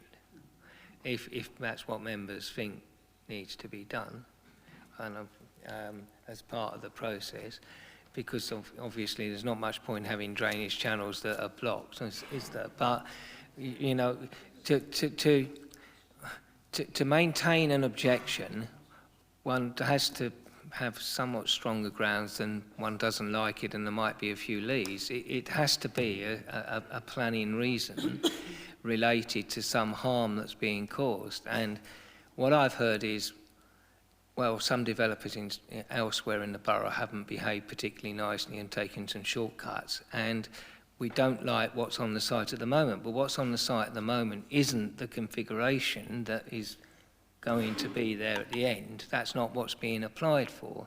So the objection has to be to the final configuration. And the only issue I could see that would be a problem is the one that Councillor Harwood has raised about the water runoff, and a mitigation scheme is eminently designable in this location, so I just cannot see the grounds for a potential refusal. And just to remind members that this is not an application that introduces a new landscape feature. It's a variation of one already approved. So the principle of a bund has already been approved. With Councillor Harwood's condition, in reality, you'll be securing potential betterment over the previous approval because that didn't have that condition. All that would happen if this application with the drainage condition is turned down is that the existing application without the drainage condition is implemented. So it's a straight choice, but my personal view is that in every planning argument says we're better off with a drainage condition than without one.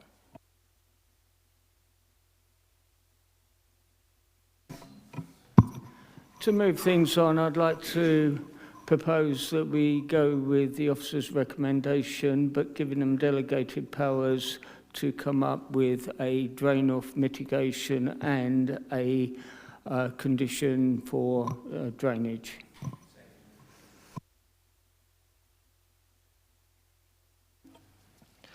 As nothing else is being proposed, I'll put that straight to the vote. Those in favour of the motion as proposed and seconded?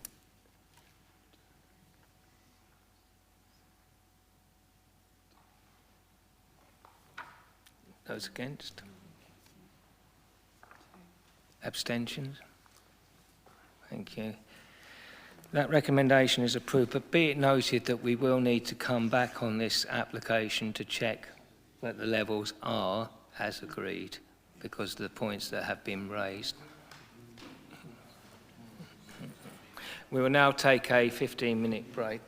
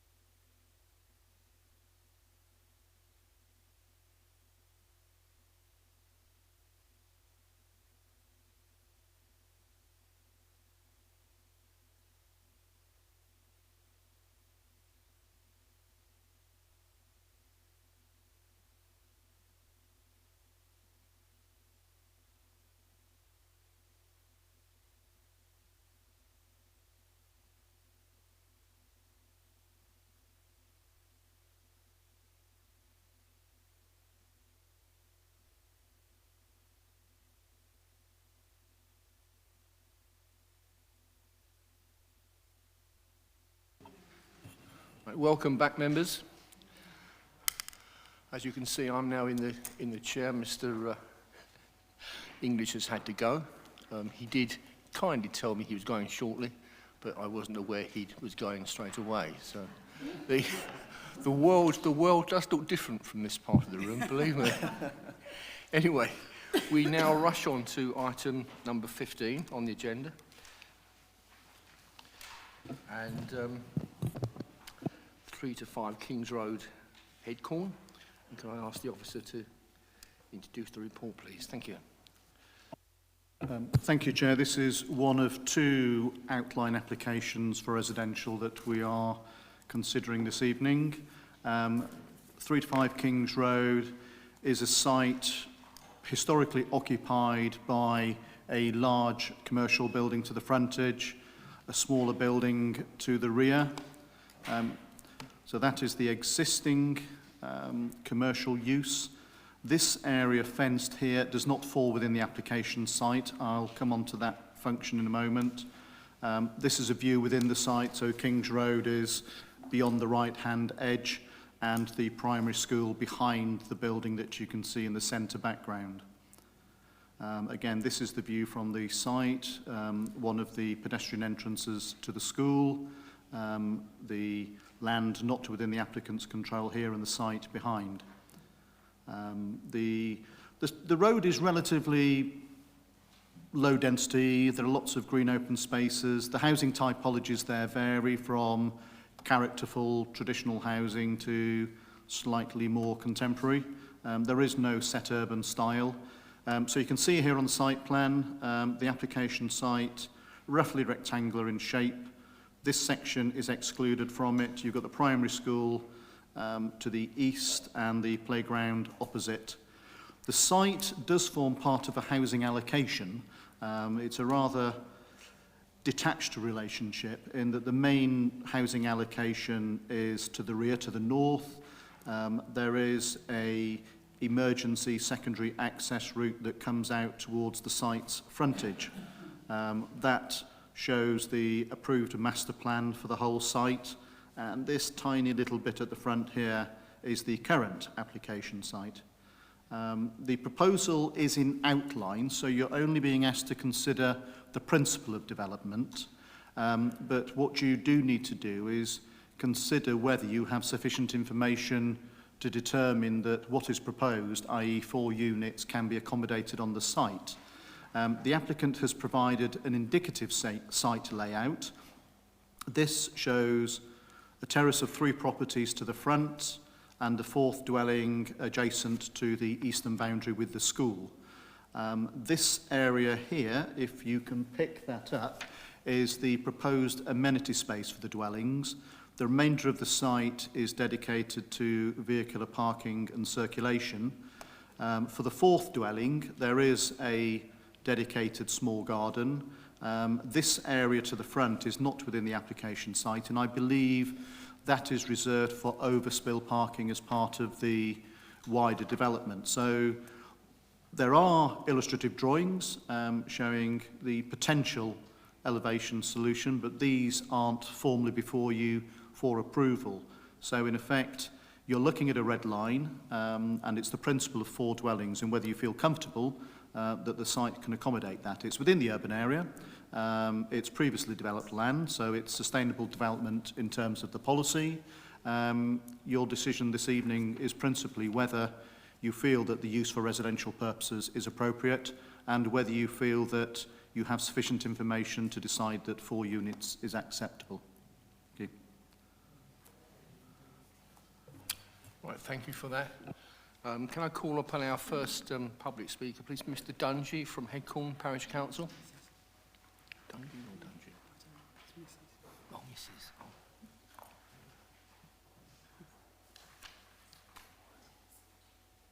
Oh. Thank you, Chair. Thank you. I'm Vice Chair of Headcorn Parish Council, and I hope you've all received a small video that we sent with flooding concerns and the stream that runs along this site very vigorously, and a lot of the pictures that have been sent in. We have notified the environmental agency about this flooding that occurs on this particular site and the stream that runs behind. We're still waiting for a reply from them because they don't appear to have any issues with flooding. The Parish Council feel that this is, well, in our experience anyway, a typical DHA application, and we consider the site is overdeveloped. I think the clerk actually calculated the density, and 3, not 4 houses, in our opinion, would be more acceptable. And the design statement says that they're 2-storey, but the plan shows that they have a ground, first and second floor. But I gather that's not for discussion tonight, but they're not 2-storey. Then also parking for a 3-bedroom house, according to the local plan, is 2 per dwelling. So we consider that they are at least 1 space short if you're doing 4 houses, which equates to 12.5% of the required allocation. Headcorn is not against development per se, as long as it's appropriate development and in the right place. And we feel this application is for too many houses in a flooded area. Thank you. Thank you very much. And do we have Miss Jackson for the applicants? Ah, right, okay, thank you. You have your 3 minutes, and you'll see the clock up here. Yep. Good evening, councillors. Thank you for the opportunity to speak on behalf of the applicant this evening. I hope my lobbying document ahead of this evening was useful. As already explained, this is an outline application with only access to be determined at this stage.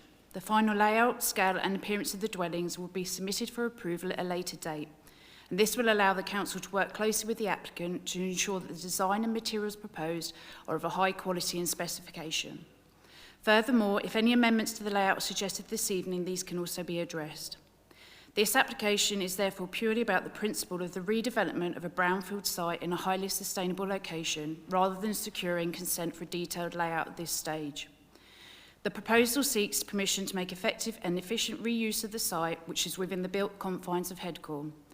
The site is currently occupied by 2 vacant commercial units, which offer little at present in terms of quality of accommodation or quality of design. The indicative layout submitted with the application demonstrates that the site can suitably accommodate up to 4 dwellings without appearing cramped or harmful to the amenities of surrounding neighbours. It also seeks to strike a balance between providing an appropriate level of amenity space, bearing in mind the site's location opposite a park, together with the required number of parking spaces.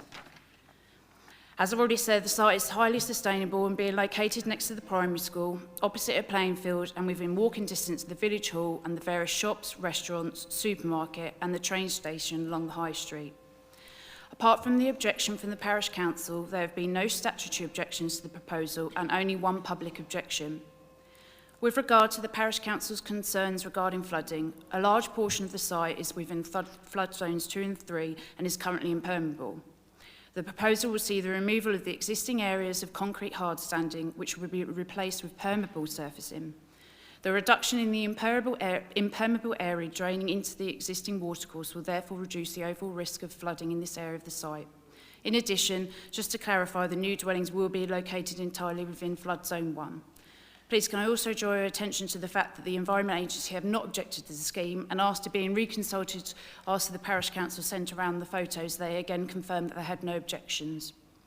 Overall, there are no fundamental policy conflicts in this case, and given that the scheme would deliver a sustainable form of development in line with the local plan and the MPPF, I very much hope that you will give this outline proposal favourable support tonight. Thank you. Thank you very much, and nicely done within the 3 minutes. Thank you very much. Thank you. Can I ask the officers if they'd like to come back on those comments, or would you like me to go straight to it? Just to clarify the point on density, the wider site allocation in the local plan had an indicative density guideline of 30 dwellings per hectare. 4 units on this site would be 36 dwellings per hectare. 3 units, using simple maths, 27. Thank you.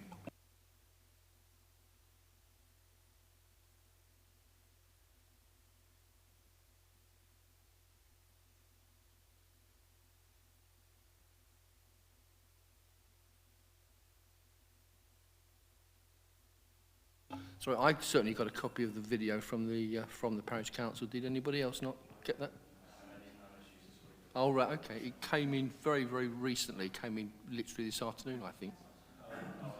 No, okay. Oh, was it? Okay.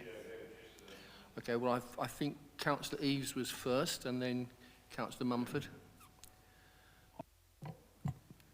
Thank you, Chairman. I don't, just to clarify, obviously we're not dealing with any aspects of the of what the properties look like, are we? We're literally just. But can I just clarify that actually we are just making a decision this evening on whether there is capacity for 4 properties? Okay, lovely. I just wanted to make sure on that. Can I just clarify as well? Are there any plans in there for any gardens to the 3 properties on the left-hand side? The illustrative drawing is what the applicant has submitted in support of effective their evidence that an acceptable development can be achieved.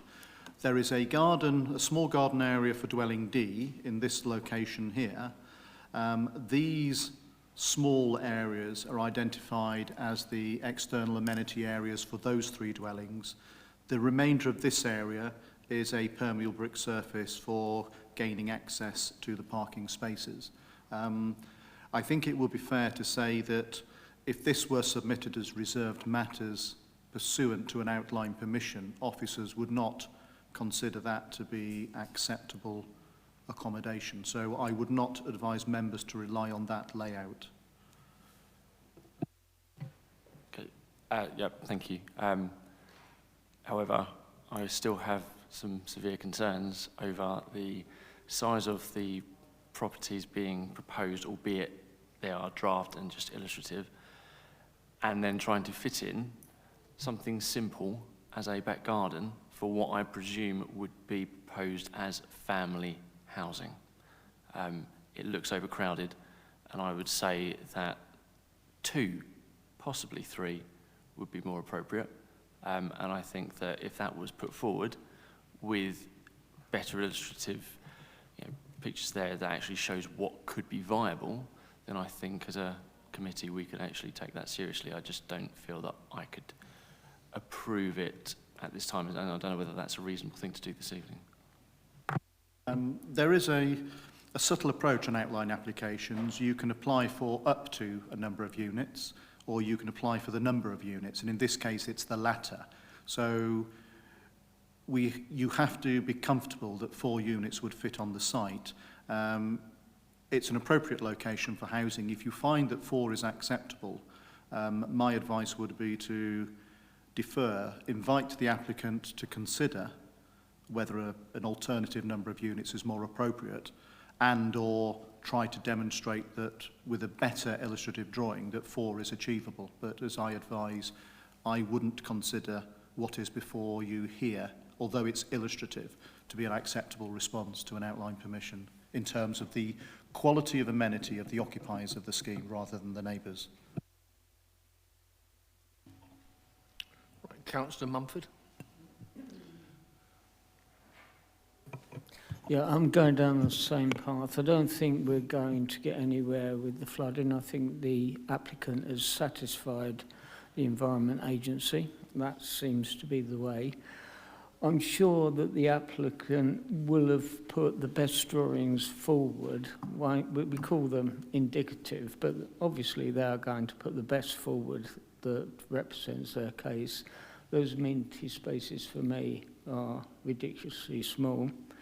It is contrary to DM12 in its density, so therefore I am proposing that we defer this application and recommend that the applicant puts another application in front of us with 3 houses, or up to 3. Right, do you have a seconder for that?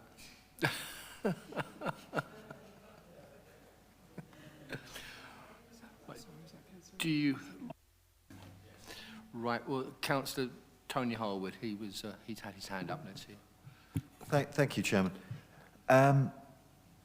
I'm not completely ruling out 4 at the moment. I think up to 4 maybe could work on this site. I am aware that because of the street frontage in this area and because it's next to the corner plot, you're not necessarily having to take the setback through, because I think it's more of an eclectic mix in this area, and maybe you could have the units pushed forward to provide the back garden.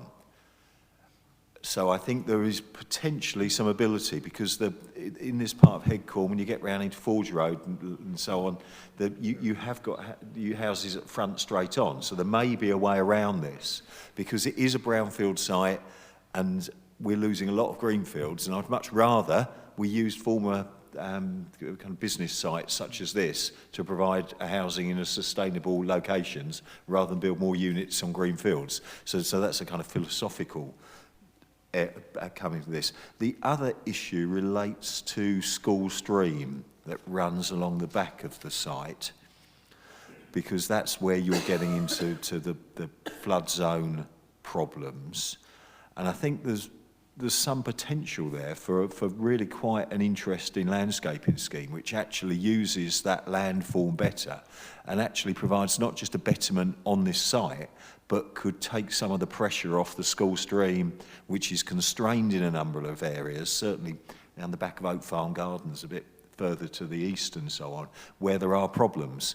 So it might be worth looking at a kind of wet woodland strip along the back of that site, and it might actually help with some of the issues.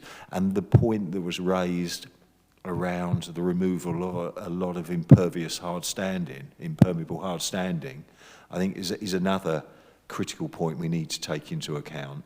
So I actually think that redevelopment of this site, which is a bit of a non-conforming use next to the school and next to residential, and opposite the open space, could be really a streetscape improvement if it's done right.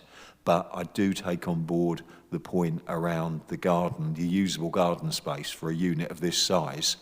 But I think there's other ways to skin a cat.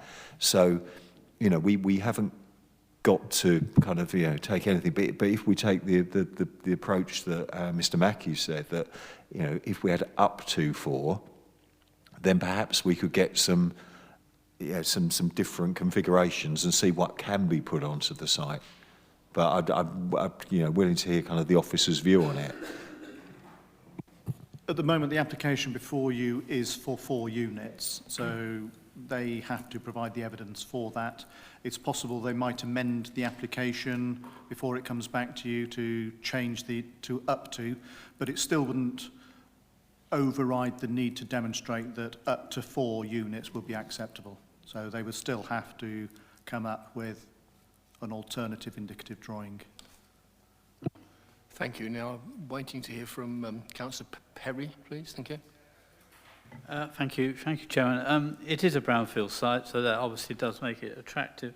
I do think it looks a bit busy to me, I'm afraid, and I agree with the points that have been made by Councillor Mumford and Councillor Eves, and I think probably a deferral might be the right approach. I am worried about the flooding. I can see there are mitigation measures being put, but this area I know very, very well, and I remember walking down around one of the new estates further down the road earlier this year, and that had flooded. So people have bought nice new houses, presumably on the Environment Agency's advice that it doesn't flood, and of course it floods. And we all know Headcorn, and large areas of it do flood. And some of the advice we do get, I'm sorry to say this, from the Environment Agency, is not what I would like it to be, quite frankly. I'm being very, very polite here, because off the record I wouldn't be quite so polite. But but having said all that, and I do think we must look at this, the flooding, the whole treatment of the flooding issue, because it is incredibly important in Headcorn. But I would go with the deferral proposal that's been put forward. Thank you. Thank you, Councillor Perry. I was going to come back to Councillor Mumford anyway, but I particularly wanted to ask... Councillor Harwood brought up some good points. So could I see the street scene again? The existing...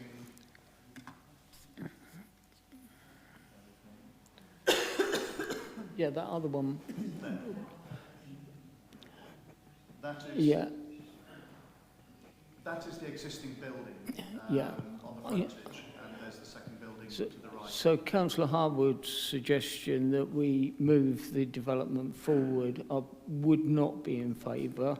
So I still stick to what I propose, that would be defer it, come back looking at 3, probably with the take on board the enhancement that Councillor Harwood's spoken about with the stream area, but I still stick to what I proposed. I think moving it forward will distract from the street scene. Thank you, Councillor Mumford. I'm conscious that Councillor Harwood suggested that he thought that perhaps 4 might still be possible. So are you actually, what you're actually saying is you want to actually say 3, no more than 3, or are you saying can the developers prove that, or indicate more clearly that they can actually get 4 on site? 4 is in front of us, we can just approve that. Yeah. Yeah. Okay. And I'm saying we don't do that. I have put forward a proposal to reduce it, give the applicant the opportunity to reduce it to 3. So that's a deferment with the intention to have it reduced to 3, and that is seconded. In that case, I'll put that to the vote. All those in favour? Well, I think that's... Yes, that is 9. And against? Abstentions?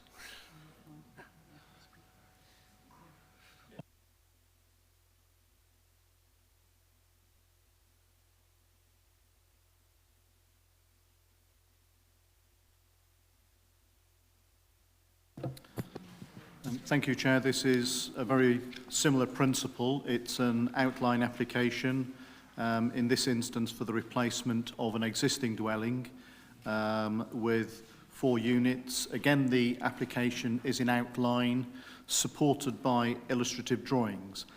So this is the existing property on the site, chalet style, but it's notable that the area does contain a variety of building typologies. On one side you've got 2.5, on the other you can see a significant sized building rising. So the principle of increasing building height on the site is not unacceptable.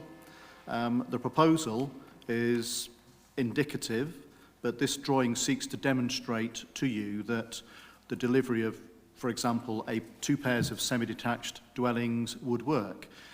Members will note that this is the predominant characteristic of the streetscape, pairs of dwellings together with detached, and those dwellings have very similar plot widths to the proposal, so the illustrative drawings don't necessarily to offices appear cramped. The gardens in this instance are generous. You can see a closer up view of the 2 pairs. These again are illustrative drawings, but they demonstrate that buildings of a style and character similar to those adjacent could be achieved. But again, these details aren't before you. But if they were before you, we would consider them acceptable. I think the applicant has simply sought to avoid the risk of, say, a design-led refusal. So they're simply applying for the principle. In this instance, the density accords with the character of the area. The properties have adequate car parking. Possibly the one change to the character of the street on this scenario would be the fact that the parking would be entirely at the front of the properties. So, you know, the parking would be a significant visual feature, but there's sufficient space to landscape and screen that. And if that were before us, it wouldn't be a reason for refusal. But in terms of the principle, again, it's within the urban area, it's sustainable in principle. Their style, or sorry, the density and character that is proposed would be acceptable. We therefore recommend approval. Thank you. First public speaker, do we have Mr. Reardon from the Staplehurst Parish Council? Have I pronounced that correctly?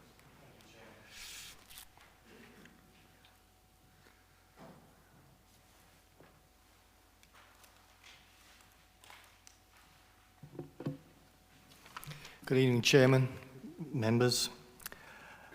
We note that this has now been altered to an outline application with layout, etc. being decided at a later time. However, we feel the proposal does not comply with the principles of good design of Local Plan Policy DM1, Section 2. It does not respond positively to the historic character of the area. Section 4, it did not adequately respect the amenity of neighbours. Section 9, concerns about safety of the proposed access.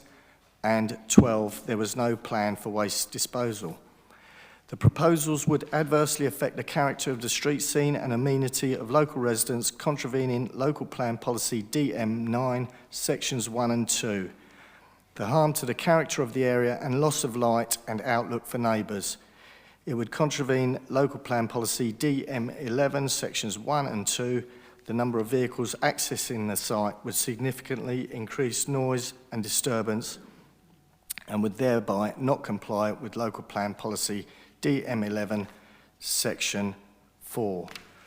We consider the overall parking position would be inadequate for the number of residents. We note drainage is not considered as a main issue in this application. However, we express concern about the loss of natural drainage area from land which is already known to suffer from drainage problems. Indeed, this site is a short distance from Marden Road, which only this week, 1 week before Christmas I might add, has been subjected to flooding and raw sewage running into residents' gardens and driveways with toilets backing up. Our MP, Helen Grant, has been made aware of this, and it illustrates only too well that the concerns Staples Parish Council has about the ability of local infrastructure to cope with the amount of development in this area. Thank you. Thank you. And can I now call upon Miss Jackson to come back and do another 3 minutes? Thank you.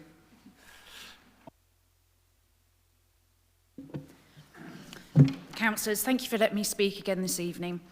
As a way of background, the proposed scheme has been subject to pre-application discussions with officers, and as a result, the original density has been reduced from 8 to 4 dwellings.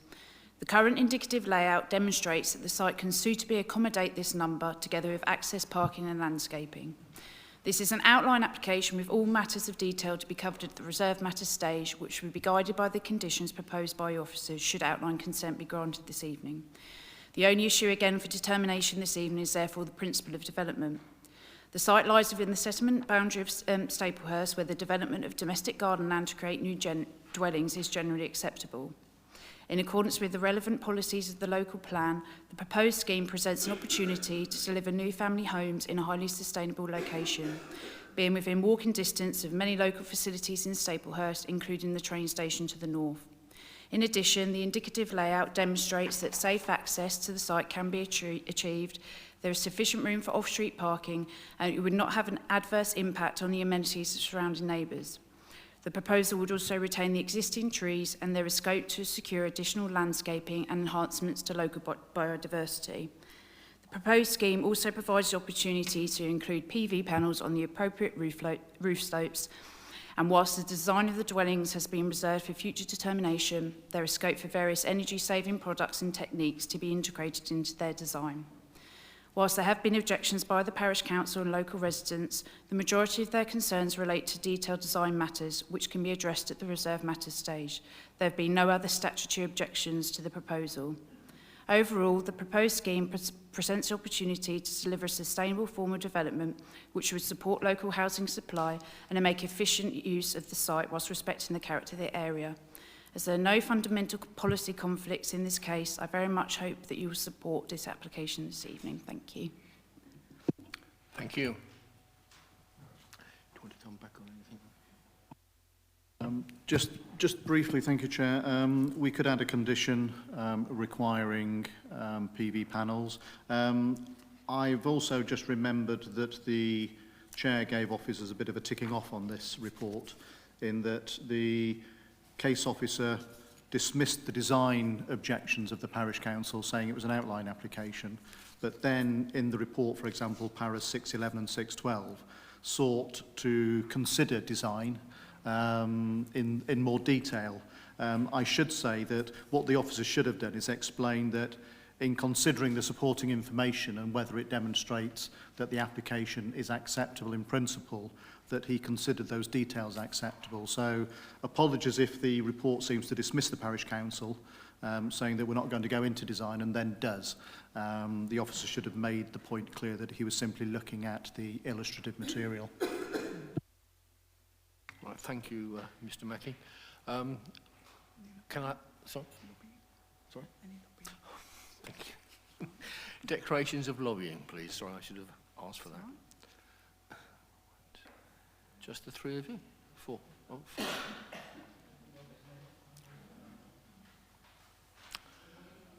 Right, now can I ask any councillor want to make any comments? I can see no one signalling. Oh, right. Sorry? Councillor Young. Excuse me. Oh, sorry. I'm sorry. I'm so sorry. I know it. Sorry, Councillor Perry, ward member. Sorry, I didn't realise that. Sorry. I think full member. Yes. Well, the applicant actually said, which rather amazed me, support local housing supply.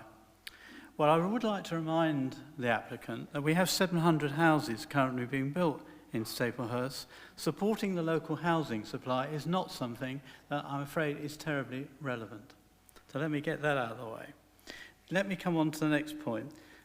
What does concern me about this is we have a bungalow, and personally we need more bungalows, not actually pulling them down.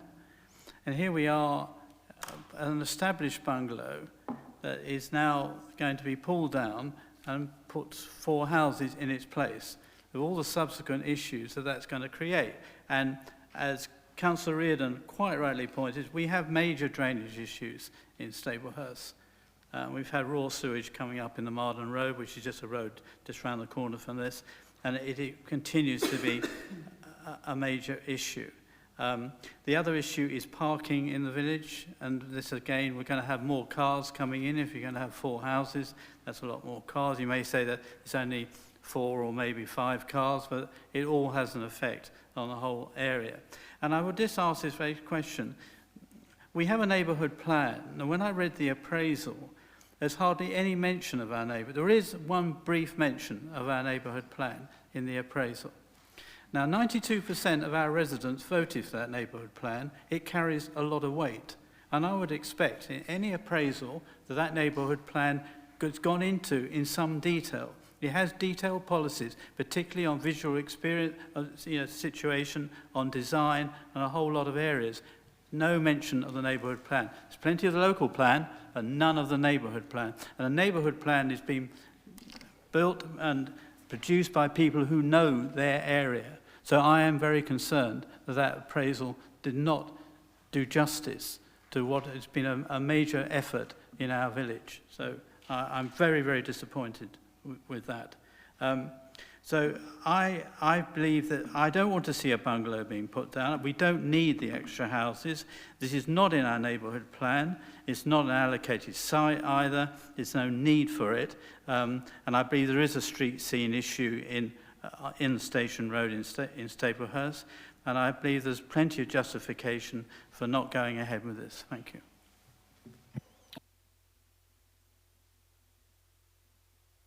Thank you. Yes, thank you, Chairman. I just think that putting 6, 8 parking spaces in front of 4 residences is not acceptable in this street scene. I suspect the rest of the houses along that road do not have cars parked right in front of their houses. And it worries me, the fact that there will be so many cars. I mean, you have an allocation of two parking spaces per house. Well, as we all know, you probably need at least 3 for each house when it comes to parking. And I think this would be a big concern. So from that point of view, I don't like it at all. And I agree very much with what Councillor Perry says. Thank you. Thank you. Do you want to come back on this? Okay. These are, of course, illustrative drawings, so you're not being asked to approve that detail. This illustrative drawing shows a total of 10 spaces, so 2 per dwelling plus a visitor space. But if your concern is that whilst that helps the parking issue, it doesn't help visual impact, then the applicant would take that message away before they came back with any reserved matters. So it is something that they would therefore consider in their more detailed consideration, but you're not being asked to consider the detail of those spaces or the character of this scheme. Thank you for that. I think Mr. Harwood, Councillor Harwood was next. Yeah, thank you, Chairman. Developing Councillor Young's point, I think therein lies the problem, because it's an outline, and yet outline lots of design imperatives creep into it so that we ensure we get what we need. I think the critical point here is currently you still have got some quite strong domestic boundaries, hedgerows and so on, as you have on this site, still in existence. If that's all torn out and you end up with just hard standing in front of it, you are damaging the street scene in this quite attractive part of the of Staplehurst. Because the landscaping is a reserved matter, it places some difficulty. So I think if we are going to have parking spaces in front of the proposed new units, where I think there's no policy argument with redevelopment for the new units at relatively low density. However, what there is a street scene impact. So there would need to be some sort of an attempt to ensure that we either retain the existing and hopefully bolster it, maybe put some fruit trees or whatever into the hedge as well. But I don't think we can take that layout and configuration, which would lead inevitably to the car parking being in the front of the units, without ensuring that the landscaping scheme enables us to reduce the negative impact. I think that's what I'm saying, is that we need to safeguard and bolster what is currently there if that layout is to be acceptable. Thank you, Councillor Harwood. Now, I did have a dead heat between Councillor Mumford and Councillor Atkinson, and then I'll come back to you two, if that's okay. I can see Councillor Mumford's itching to go first. So, No. Please,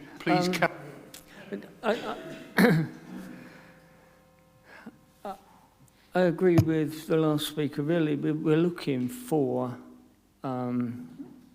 either approving this or finding policy reasons not to. Now, I've heard that they didn't look at the neighbourhood plan, but I didn't hear that this compromised or was against the neighbourhood plan.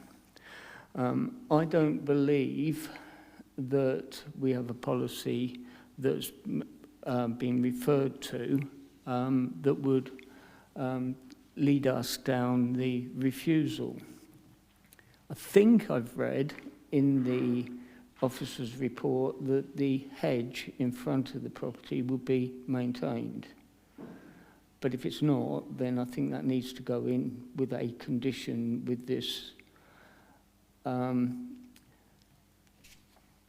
And unless anyone comes up with a reason, I'm proposing that we also take the opportunity to put in a condition with the renewables as been offered.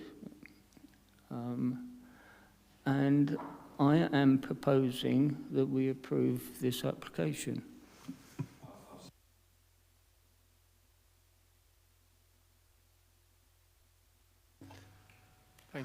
thank you, Councillor Mumford. Councillor Atkinson. Yeah, thank you, Mr. Chairman. I can't really add a great deal, you'll be pleased to know, but I am a bit concerned about two things. One, the loss of a bungalow, as the ward member said, and secondly, some of the neighbours have said there'll be a loss of light, which is arguably true because we've got a bungalow there currently. The proposition is for 2 houses, which are going to be a lot taller. So when the sun has gone round and the afternoon and evening sun is there, it'll the higher buildings will reduce the amount of lights to the neighbours, so I am concerned about that. But I would also say, when the KCC wrote in about, the KCC Highways wrote in about this, they said something about there should be accommodation for cycle parking, and I can't see any reference to that in the conditions. So if we are minded to give permission, we should make some provision for cycle parking as well. So thank you. Thank you, Councillor Atkinson. Councillor Perry? Yes, thank you. Yeah, the cycle park is referenced in para 6.27. I shouldn't be highlighting that, but it's there. What I wanted to come back to is the issue of the bungalow, really. The policy H2 in our neighbourhood plan emphasised the importance of accessibility for elderly people. Now, bungalows are an important part of that. We do have bungalows in Staplehurst, but we do not have enough bungalows. And and when they do come on the market, they sell very, very quickly. And I'm really concerned about pulling down a bungalow, which is much needed, and putting up 4 houses which actually aren't needed in our village. And I find it really perverse argument to go along with this. Thank you.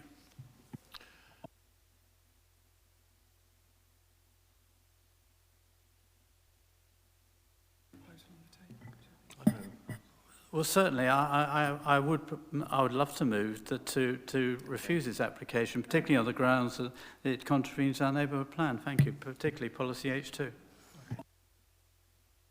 Councillor Parfitt-Reid? Thank you, Mr. Chairman.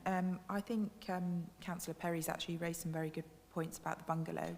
I'm not going to elaborate on that because I think that's all been said. But my concern really is the street scene. What we have at the moment is a lovely open street scene. There's interest. You've got higher properties, lower properties. There's the nice gap, with the trees and everything. The nice hedging out the front, and all of a sudden you're going to put 2 massive blocky houses in there, or 4 houses in there. And I think it's then going to make the whole road look more like a corridor, and I think it would be a real shame. I mean, it's not the most beautiful bungalow, but it's got a nice pitch roof, and I just think it would be detrimental to the character of the street. Thank you, Councillor Parfitt-Reid. So I would second Councillor Perry's refusal. Okay, it's getting a bit complicated at the moment. Let's hear from Councillor Kimmins. He wanted to speak next. Yeah, it's not a lot. One, the flooding issue. Well, you've already got a bungalow there, so how can you say there's going to be more of a flooding issue by changing whether there's one bungalow or 2 properties? I don't really see an issue with the parking either, because you're going to be able to screen it, so it's not going to be visible from the street scene, and that's about it, really. Thank you, Councillor Kimmins. Do you want to come back? Thank you, Chair. Just to come back on those points, in terms of the character of the street scene, this drawing superimposes the outline of the bungalow against the 2 new dwellings, so that the height difference isn't that significant, but yes, there will be an increase or potential increase in the development within the plot if they came with this style of design. But that density of development is entirely consistent with the existing character of the area.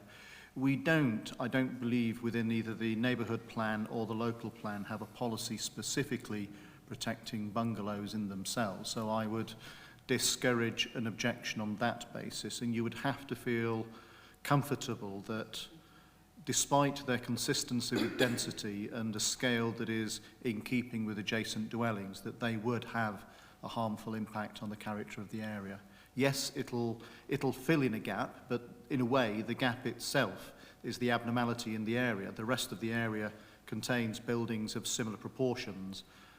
These illustrative drawings don't suggest that there would be a direct impact on the amenity of neighbours through the increase in the bulk and mass that might arise. So we don't feel that there is a sufficient street scene concern. I do note the point about reinforcing landscaping at the front. You could put a condition on seeking protection of the hedgerow. We could put an informative on ensuring that any landscaping scheme addressed the potential change in the character of the site, so that you don't necessarily endorse that particular layout.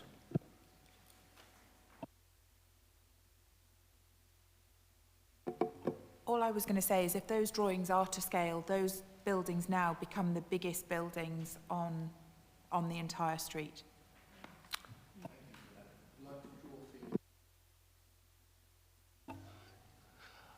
We have a proposition, a proposal. We need to flesh out the reasons a little bit. Okay, yeah, that is fine. We have a proposal to approve from Councillor Mumford, seconded by Councillor Harwood. We have an amendment from Councillor Perry, seconded by Councillor Parfitt-Reid, to refuse. Have you got any reasons for refusal? On what grounds do you want to refuse the application? I think we said the street scene, the effect on the street scene. I still maintain it's not in line with policy H2 of the neighbourhood plan. I do note your concern about the absence of reference to the neighbourhood plan in the report, and that's something that we can address in future reports. My understanding of that policy requirement is that the character and appearance of the existing urban area should be protected and enhanced, and our view is, from what we've seen with these illustrative drawings, that is possible. Of course, any detailed design would be considered against those policies, so it may be that ultimately when an application comes forward, buildings of those heights and widths aren't considered acceptable and that something smaller would be. So the opportunity to manage the character and appearance of the site and to assess it properly against the neighbourhood plan still exists. What's your view on street scene? Sorry, street scene in terms of a ground. No, it's a ground. Because is that right? Can we really go to street scene? No. It's not substantive. Come back, I could add H1 as well as H2 of our neighbourhood plan, because it does cover the street scene as well. Thank you, Councillor Perry.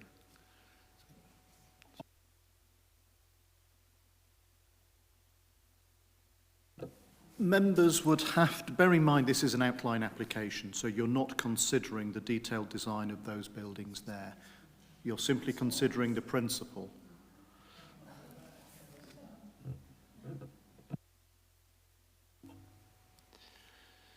So, I think we need to make a vote on the amendment, which was proposed by Councillor Perry, seconded by Councillor Parfitt-Reid, that the application be refused on the grounds of contrary to H1, or the policies you just mentioned. But the decision would have to be on the basis that the principle of development had an adverse impact on the street scene. Because you're not considering the detailed design, I don't believe you can come to the conclusion that some development in principle would not be acceptable, if that makes sense. I appreciate your concerns about these indicative drawings, but you're not approving those. So,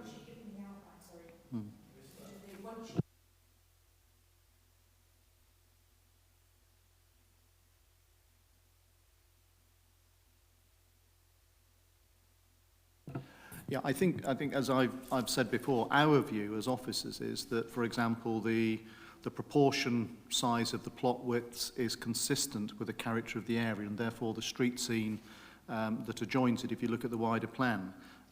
These indicative drawings may look bigger in footprint, but in terms of the width of the property and their spacing, they're broadly consistent with the wider character of the area. And the detailed response to those concerns would be for the reserved matters. I appreciate your nervousness about 4 dwellings, but it doesn't... Yeah. We get outline planning permission and we get the reserved matters, and it's like, well, no, the principal development already been decided, therefore you've basically got to go with what's in front of you with a few tweaks here and there. Yeah, I think what I'm saying is that you're not prejudicing your future decision. If you accept the principle of 4 units, and you can ask for the details to come back to committee specifically because of your concerns. And if you find that the detailed response to the in-principle permission is unacceptable, then that is the stage where you would reject in terms of street scene, not at the outline stage.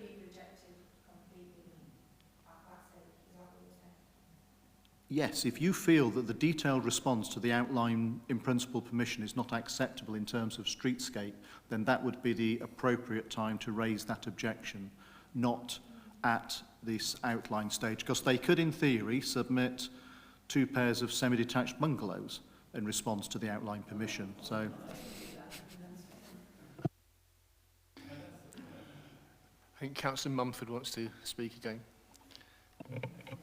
And no disrespect to the neighbourhood plan, none whatsoever. My only concern with refusing this application are the policies relating to the build area and infill, and this looks like a good infill site, and if we pushed it, I think that would be brought up quite strongly by any inspector that looked at it. That's my concern. It's in the build area where there are policies relating to infill, and this looks like a good infill site. If we turn it down, we will have to justify against that. I'd love to, but... Councillor Perry, you are signalling. Yeah, I totally disagree with that, and I'm sorry, but I do.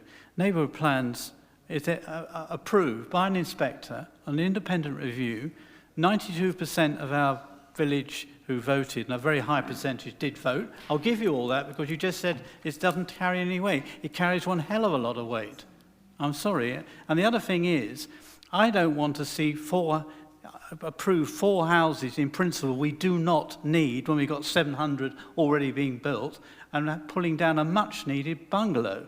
That is, for me personally, is a crazy situation. Thank you. Yeah. Yes, thank you, Chairman. Going back to your point about only, at this point, approving the outline planning permission for these houses, is it then possible to change the design completely at the next phase, I should say? The simple answer is yes. These are purely illustrative. I could say to you now, ignore those drawings, which you should do, and just decide whether you think that the plot is large enough to accommodate 4 dwellings. And our view that it is, the gardens are, in contrast to the previous proposal, very generous. The character of the area is very similar in terms of plot widths, but granting permission now, in principle, doesn't guarantee that they would get detailed permission for those dwellings. You would have every right to consider that detail at that stage. Thank you for that. Does anybody else wish to say anything more before we move to a vote?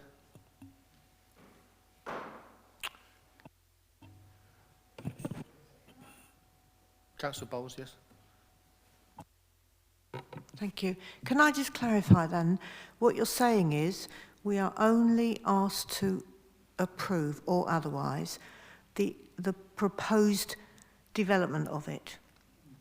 That if we allow it this evening, when the detailed plans come back, surely if we've agreed in principle for there to be 4 dwellings there, we can't go back on that. Is that's what you're saying?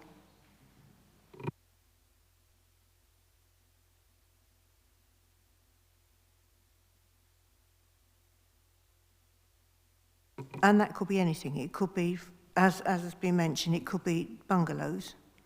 They can apply for a bungalow, 2-storey. They can apply for whatever they want if it's a dwelling and there are no more than 4. So we then consider their acceptability. Right. So we are in. No, but what? So we're being asked to just the principle of 4 dwellings on that site, and when it comes back at the next stage, that is when we can approve or otherwise the design. But we cannot go back on the fact that there's already 4 units had approval been given. No, so you couldn't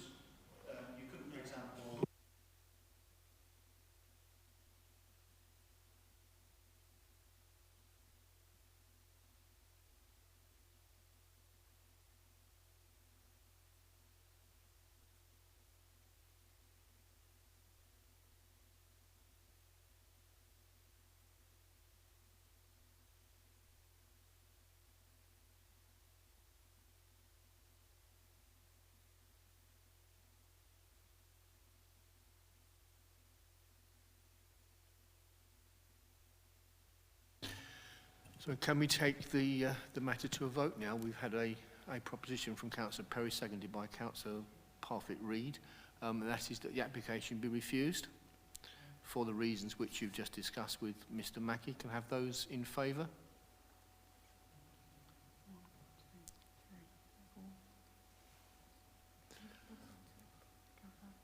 Sorry, can you have that ready? 4, 2, 3, 4, 4. Those against? 1, 2, 3, 4. Abstentions? Abstentions? Any abstentions? Thank you very much.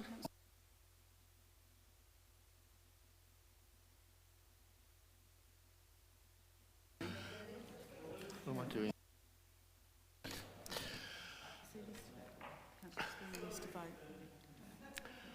In that case, I will vote against.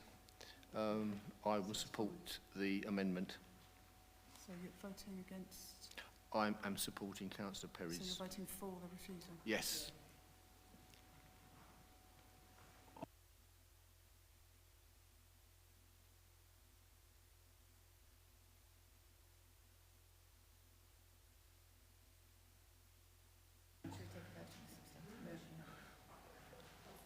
Chair, could I, before we move on to the next item, just be Well, we're clear not on the next reason for item. refusal? That was just... Right, we now go. We now need to vote on the substantive Yeah. motion. We need to get the... Sorry, can I come in?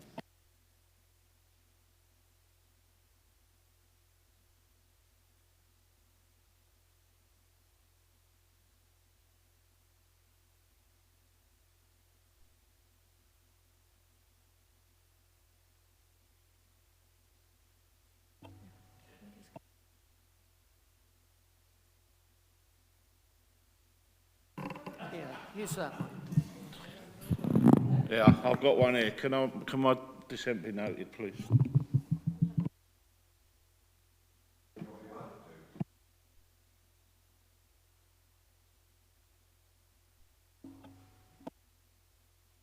Hey, look at that. It's working. Yeah, I just wanted my dissent to be noted, please.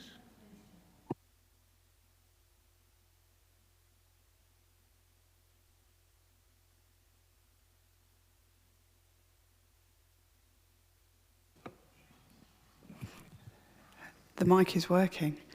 Hey.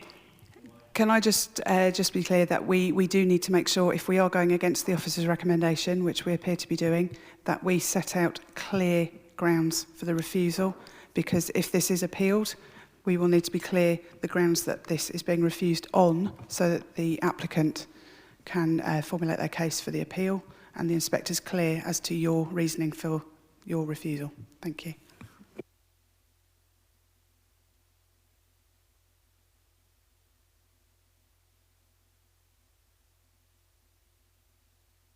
I think to assist officers in formulating a robust wording to your concerns, in effect, what we need to understand is the impact, the harm, and the policy arising. Now, I've heard your concern is that the principle of development would result in a harmful impact on the character of the street scene, and is therefore contrary to policies H1.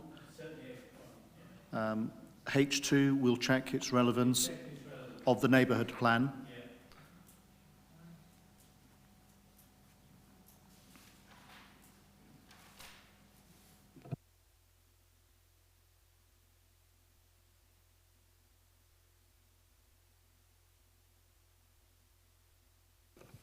Councillor Perry, sorry, can I just check? Sorry, you also mentioned, I think, policy D2? Okay, H1 and H2, but I thought earlier you had mentioned another policy from the neighbourhood plan. No, H1 and H2. Okay, thank you.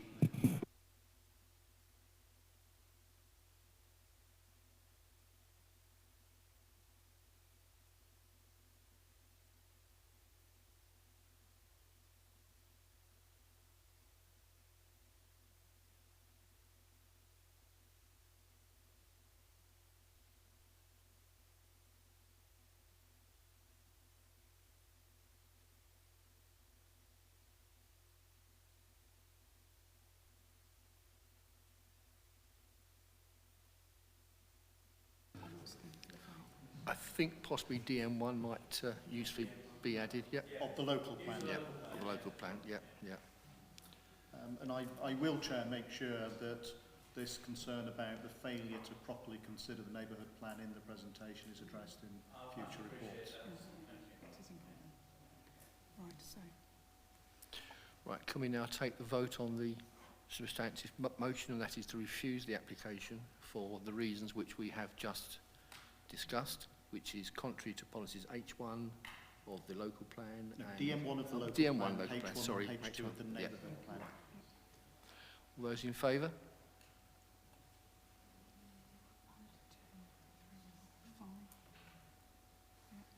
And there's us too.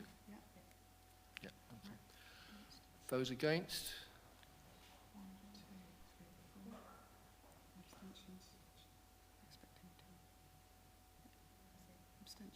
Abstentions?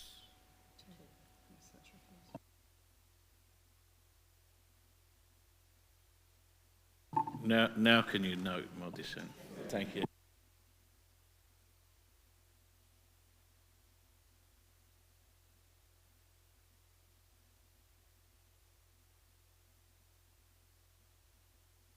Have to excuse me because I was meant to dial into a teleconference 25 minutes ago, but that took longer than I thought.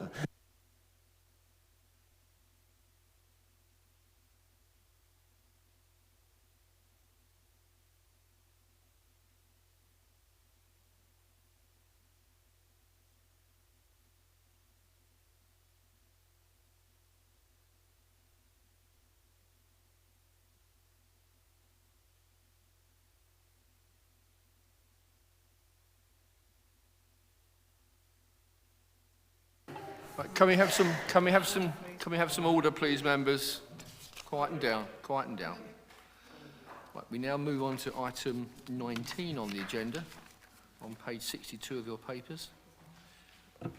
Thank you, Chair. This is an application for the approval of reserved matters pursuant to an outline planning permission granted in 2017 for 62 dwellings with associated parking, landscaping. The application site lies immediately adjacent to the urban area, is a local plan allocation and has residential development immediately adjoining. I think this is Richmond Way on the, I'll call it the eastern side. Currently open land, but the principle of development has been established. So you are now considering, in effect, details of the appearance of the buildings, the landscaping of the site and the scale of the buildings. Noting the objections raised by ward councillors and residents, I would remind members that a lot of matters that aren't in the reserved matters, if that makes sense, are still covered by conditions. So we have this situation where we have an outline planning permission. These are the reserved matters, but the missing elements such as suds and drainage are being dealt with in parallel under the conditions pursuant to the outline.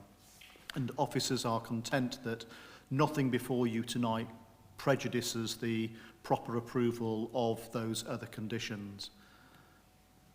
So you can see the site is currently open, boundary landscaping, the relatively modern development to the north, which Councillor Wilby will be particularly familiar with.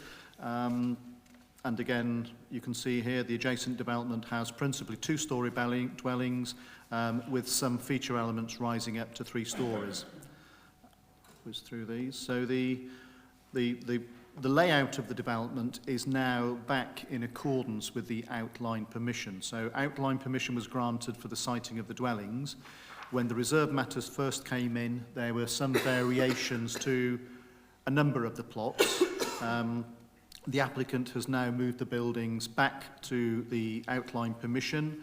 The one exception to that is the flattered element in this location here, where the shape of the building has changed slightly, but that isn't, in our view, material to the character of the scheme, and the spacing between that building and the, I've lost the mouse, the residential that exists on the east is approximately 50 metres. So the minor variation in that has no material impact in the view of officers.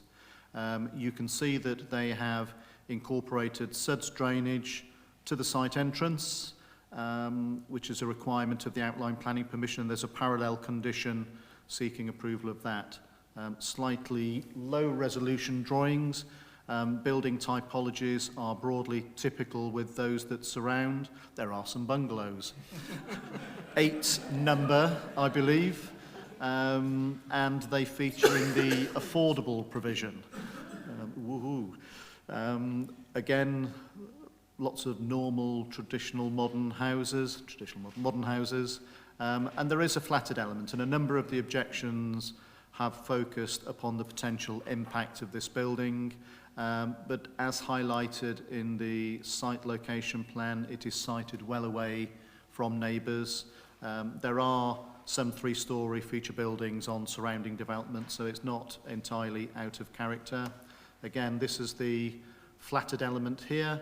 Its narrow side elevation is still some distance away from those properties, and this distance to Richmond Way is in the region of 50 metres, separated by the access road, the suds, and the sort of boundary landscaping. There is a public footpath between the two here.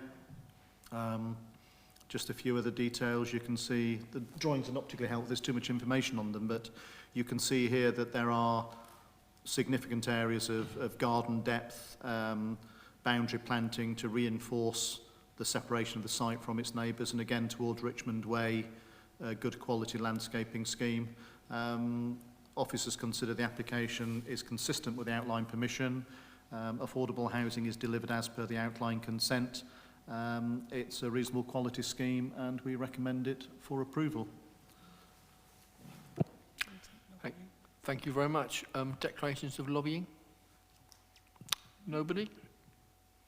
Thank you.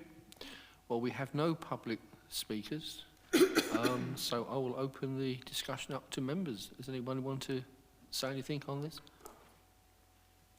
No? Oh, Councillor Mumford. Yeah, just disappointed the people that called it in are not here. And that is a disappointment. And that they say that the tree species is not native. I don't know how they establish that, but can we make sure that any trees used in the landscaping is native? And yeah, that's really what I've picked up. Thank you, Councillor Mumford. I mean, if no one else wants to speak about it, I'm quite happy to move from the chair that we accept the recommendation on the papers. Do I have a seconder? Thank you, Councillor Perry. Anybody else want to say anything? Going, right, okay. In that case, I'll put it to the vote, please. Can you please vote in favour? Brian?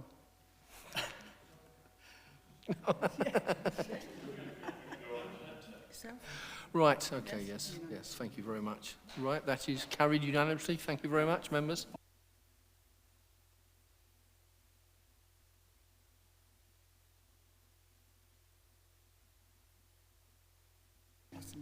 Okay, item number 20 on the agenda. Does anybody wish to speak against the officer's recommendation on this one?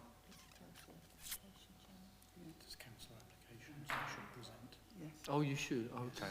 Sorry, I've just been told the officer has to present, so I will ask him to do so. Thank you. Thank you, Chair. This is a minor application for the change of use of a small area of land from agricultural to a residential garden. The same has already been approved on the adjacent property. The land required doesn't change the character of the area. It comes before you because it is a councillor application. You can see here that the land isn't part of an agricultural holding, so it's a sort of bit of a no man's land, but it doesn't have residential consent. This application seeks to regularise that. It's well screened from the agricultural area. The applicant's dog appears to be in breach of planning by using the garden already, but we'll rectify that through the grant of planning permission. There is no policy breach. It's acceptable. It doesn't change the character of the landscape, and we recommend it for approval. Thank you for that. Declarations of lobbying? No, but does anyone wish to speak? Councillor Perry. Sorry. Okay, I know this piece of land quite well myself, so I move to approve. Thank you. Do you have a seconder? Thank you, Councillor. I think Councillor Mumford was just first. Can I have votes in favour?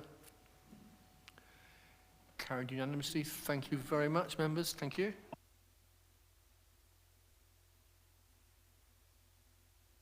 And last but not least, we have an application in Bearsted. I can ask you if does anybody wish to speak against the officer's recommendation? The proposal is the removal of an already dead tree.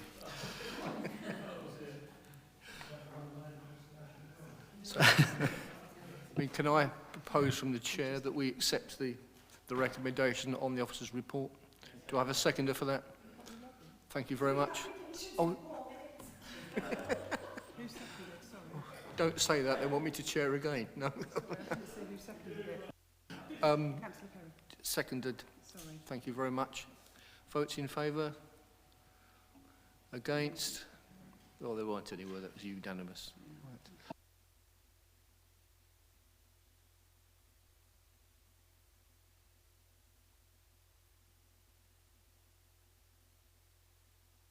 Apologies, Chair. 3 appeal decisions on this report, all officer recommendations to refuse, all based on character and appearance, all supported by the planning inspector. So we're getting there. Well done. Thank you. Does anybody have any comments or anything to say on any of this? No?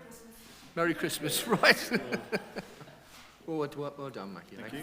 Sorry, it's all right. Formally close the meeting. Okay, I now formally close the meeting. It's 4 minutes past 9. Thank you.